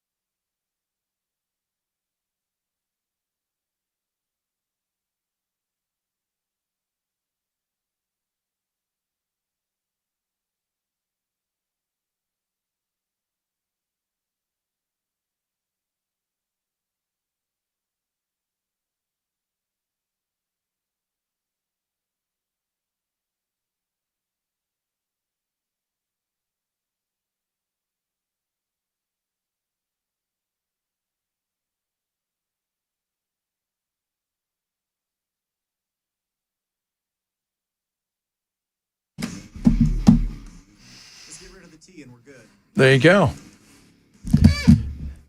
Listen to the Andy Ogles commercial. If you need help with the passport, go to him, as long as you're not gay. Kidding. Loves all people. I love everybody. I do. Speaking of that, this is funny. I played this the other day, but I think it's apropos about Republicans and Democrats and what we need and why we need both. And not so much, in the way that we're talking about politicians. We're just talking about the point of view of stuff. Everyone's heard that, I want a Democrat making my coffee and a Republican doing my taxes. Those are obvious. We know those. I want to live in a city where the environmental engineers are Democrats, but I drive on roads that were designed by civil engineers that are Republicans. I want my OBGYN to be a Democrat, but if I'm getting surgery of any kind, I want my surgeon to be a Republican. I want my home to be constructed by a Republican, but I want my interior decorator to be a Democrat. Now, if I do something bad to my husband, I want my defense lawyer to be a Democrat, but if my husband does something bad to me, I want my divorce lawyer to be a Republican. If I want a nice, beautiful flower arrangement, I want a Democrat florist. But if I want to arrange my body to be beautiful, I want a Pilates instructor that is Republican. If I want a cocktail, my bartender has to be a Democrat. But if I want a beer or a mead, has to be a Republican. If I want an extravaganza, I need a Democrat event planner. But if I need a personal bodyguard, I need a Republican. Really dramatic acting geniuses have to be a Democrat. But really funny, no-holds-bar comedians have to be Republican. Yeah. I thought I'd play that again because you were saying during the break, he goes, if we get rid of the gays, the women are going to have no fashion. And you said no interior decorators either. No interior decorators. We need that. We do. It's just the whole thing with Andy Ogles. Look, maybe somebody did tweet it on his behalf, put his name to it, and he scolded that person, and he doesn't feel that way. He doesn't. Maybe he did. Maybe it was absolutely a mistake. Maybe he's using it, that person, as, he thought maybe he'd get more run with it, and it wasn't the kind of run he wanted, meaning there were people that he thought would be on board, and they said, what? No. But who is that for? That's my thing. Who is that for? Take the what took place afterwards, cover up, non-cover up. Who was that for? What group of people was that for? That's the question. Now, I said before the break, I'm happy to see people at a time when, I know nobody's struggling. I know inflation's not up, gas prices aren't up, everything's great, it's never been better. It hasn't. We're all killing it. Everybody. I hear from you guys every day. You're like, I wish I could handle a gas price at $5-6. We're fine. Things are great. Inflation, none of that stuff matters. Everything's going perfect. And I'm glad to see that, all that this couple here struggled tremendously. Finally, some good things are happening. Ivanka Trump and Jared Kushner have purchased their own island off the coast of Albania. It's an unbelievable, beautiful 1,400-hectare private island in the middle of the Mediterranean. Oh, good. People saying, how many are 1,400 hectares? I don't know. We got rid of all the hectares, I thought. Told them it couldn't be here. 1,400 hectares. I think it was over 5 square miles, right around there. It's a lot of hectares. I don't know what kind of hectare money it is, but I'm happy that they're getting a private island, and nothing says I'm listening to the people like that. We were on a friend's boat, and we stopped for a swim. Effectively, that's how we found it. We swam to the islands. We went on a hike, barefoot all the way up to the top, and we were just captivated.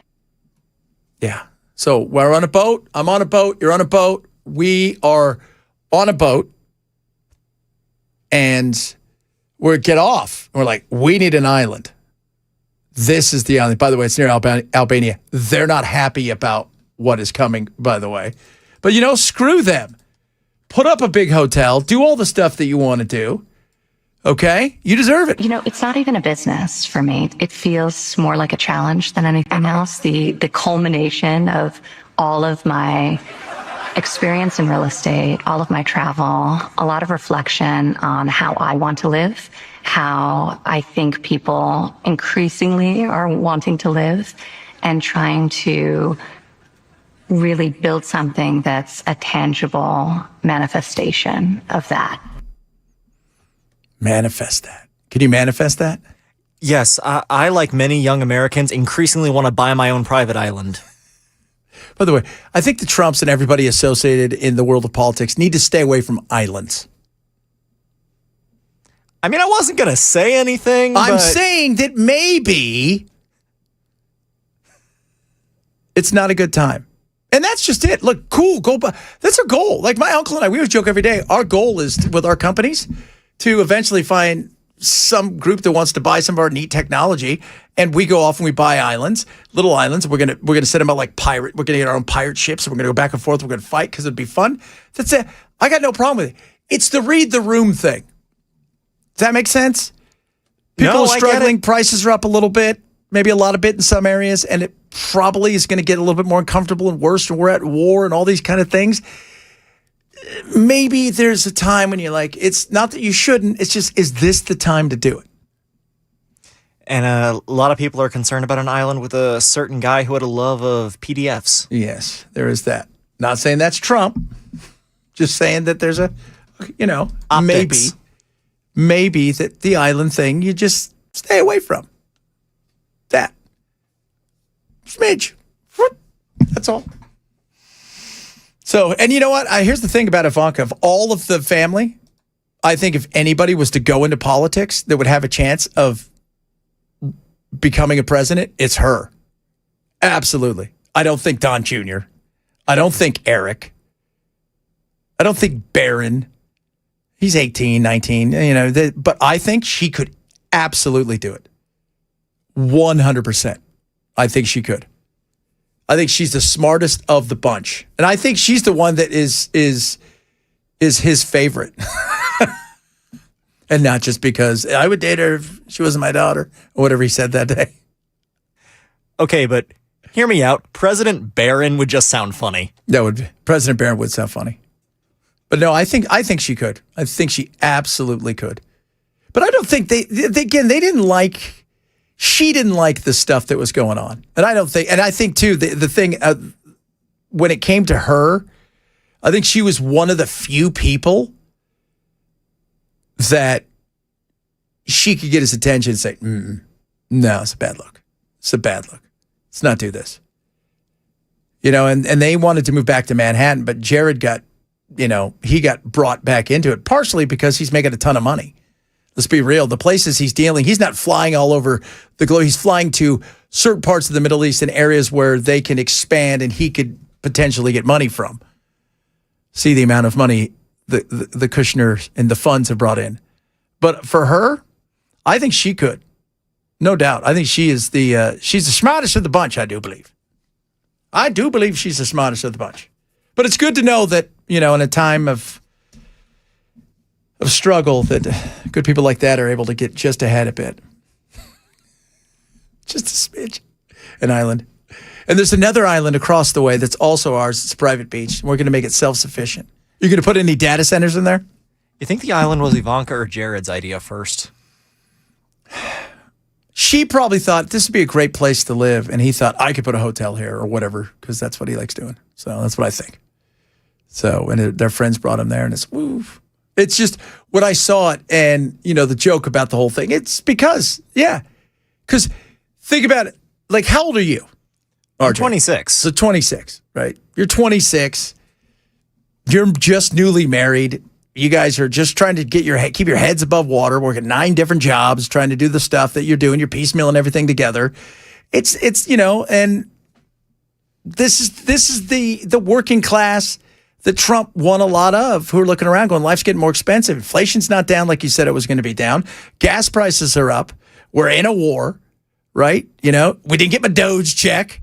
Didn't get the tariff check.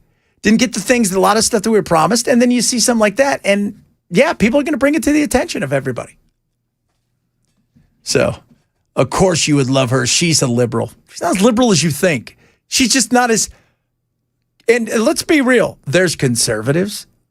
There are fiscal conservatives, which is most people are fiscally conservative and probably have a few liberal ideas. They do. Choice, gay marriage, whatever it is. That's most people, the average person. And that's the exhausted majority, where there's like 70% of us. And you know what? We, unfortunately, continue to not use the voices we have, which is voting, and find people that should be there, going out and fighting for common sense stuff. Like no more wars. Let's take care of the people we have here. If countries need aid because of something real, not because we're going to try to buy them and put weird restrictions on them. That's why China's been so successful with their Belt and Road Initiative. We go over there, we demand that they, hey, we know that you guys, think the Ebola virus is a curse, but you're going to have your DEI LGBTQ process fixed and put on some sort of parade. Otherwise, you're not going to get this money. And China comes in and goes, yeah, we'll build you guys a power plant. We're not going to charge you anything. She's not liberal like that. She's more liberal than them. And Trump's not. It's funny. Trump's not conservative. No, that dude's not conservative. Do you think he really cares about abortion? Do you? Do you think he's sitting around? No, I don't think so. You mean he doesn't go to church? Probably not. I'm going to say no. I'm going to say no to that. I'm going to say, he's thinking about it as he gets older, yeah, because he's thinking about his mortality, his legacy. But Trump is what Trump is. And, I think he's an opportunist and he's a populist. And here's the funny thing. Populism with common sense is going to win. It's going to win. You go hard right, hard left, you can win in small areas, but you're not going to win in the big.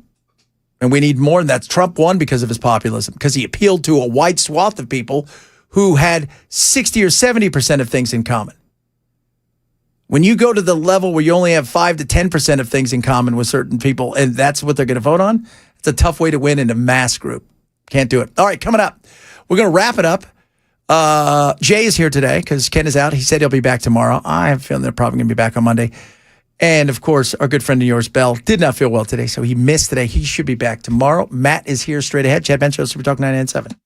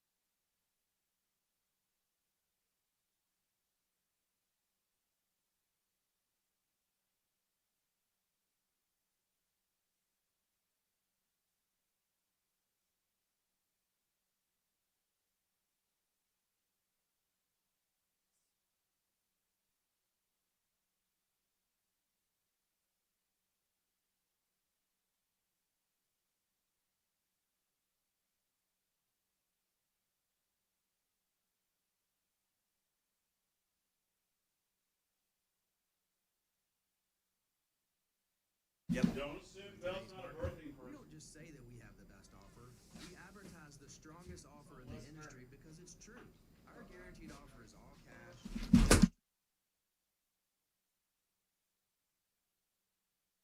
It's that simple. Thanks, Mark and friends. With over 13,000 five-star reviews, you can trust the most experienced real estate. How's it going, Mr. Murphy? To sell.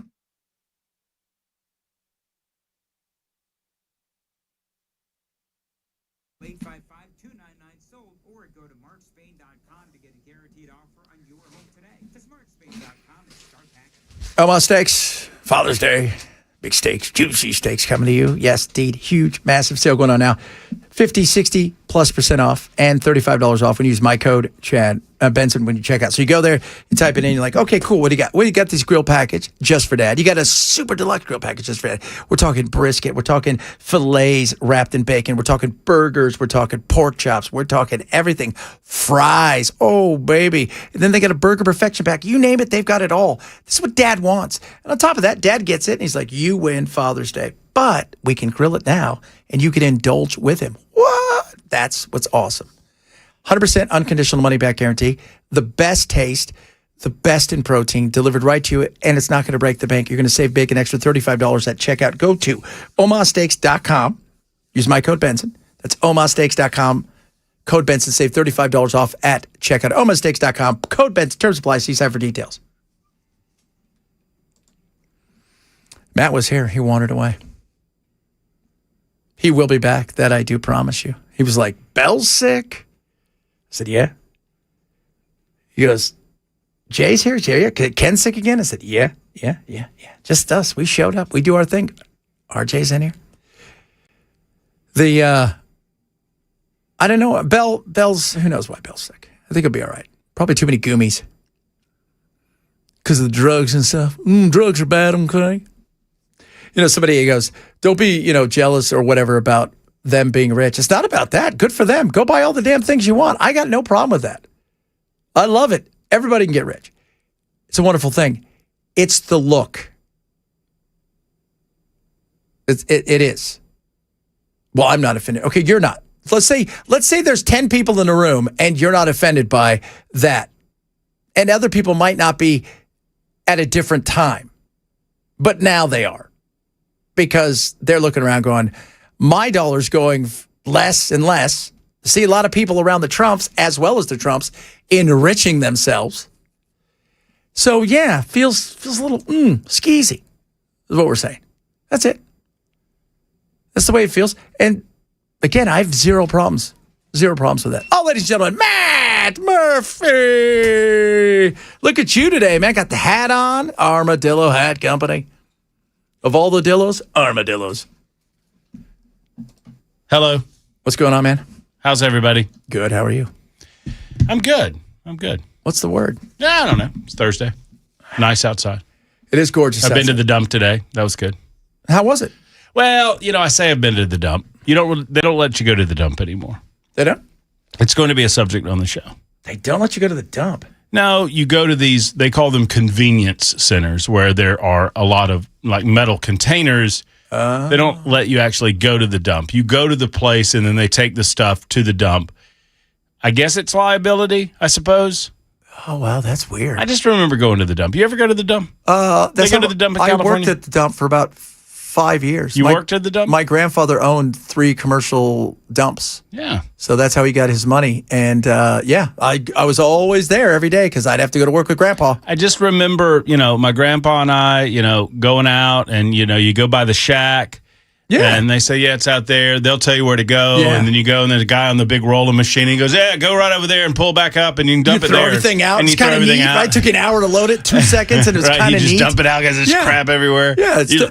There's guys looking through stuff. Oh, yeah. That's how my grandfather made all of his money. He came here from Mexico and he ended up buying all this land out in Brea and stuff. And they would just come out and we'd go collect all the metal stuff. We'd strip it down and we'd go and he'd say, hey, we got 3 trucks, take them down, and they'll weigh them, and they give you the money, and at the end of the week, you go cash them in. It was crazy. I feel like we went through a period in American society where the dump, now it's data centers, right? Used to be the dump, now it's data centers. Everybody knows we need the dump. Yes. Everybody knows the trash has got to go somewhere. I mean, if you think about it, I mean, people like to pretend that it goes in the trash can and just like magically disappears. But it's got to go somewhere, right? And, everyone's on their phone complaining about data centers. I find it very ironic. I talked about this yesterday that someone sent me a photo, and it was like one of these crop, somebody does a little artwork in the crops, like corn. And it was like, Tennessee says no to data centers. And I'm like, this is AI. Yeah. That was, I'm going to complain about capitalism. Hold on while I grab my iPhone. Right? It's one of those. The thing about data centers, though, is, and I understand why, because a lot of places around the country, they've seen a rise in their prices, and they want to make sure that their power stays on. Mm-hmm. I agree. I understand that. Those are certain questions that need to be asked. But, yeah. It's going to improve. You know what you do? Some of these smaller towns say, yeah, you can bring a data center here, but here's what we want you. If you're going to put one of these hyperscale data centers up, we want you to pay for the electrical needs for the entire town. Absolutely. Something like that. Absolutely. Water needs for the entire town, electrical needs for the entire town. Not just what you use, what everybody uses, and you can put it up here. Amen, brother. That's why he's the man. Yeah, well. Right on. What else are you talking about today? Company. Armadillos. Like armadillos. I don't really know. Let's find out together. They have leprosy. Do they? Yeah. That's unfortunate. Yeah. Feel bad for them. I like possums better. Possums are badass. Possums always look like they're animals wearing another face of Bad some rat. other animal. Yeah, they look like what an animal would look like on another planet. Speaking of another planet, I heard you, RJ. Hey, what is up with this guy that's you today? You're like, why am I involved in this? I don't even believe in alien. I mean, extra. I don't know why I'm on the thing, but me either. Neither does Chris. Everybody's mad. Oh man, have a good show. All right, man.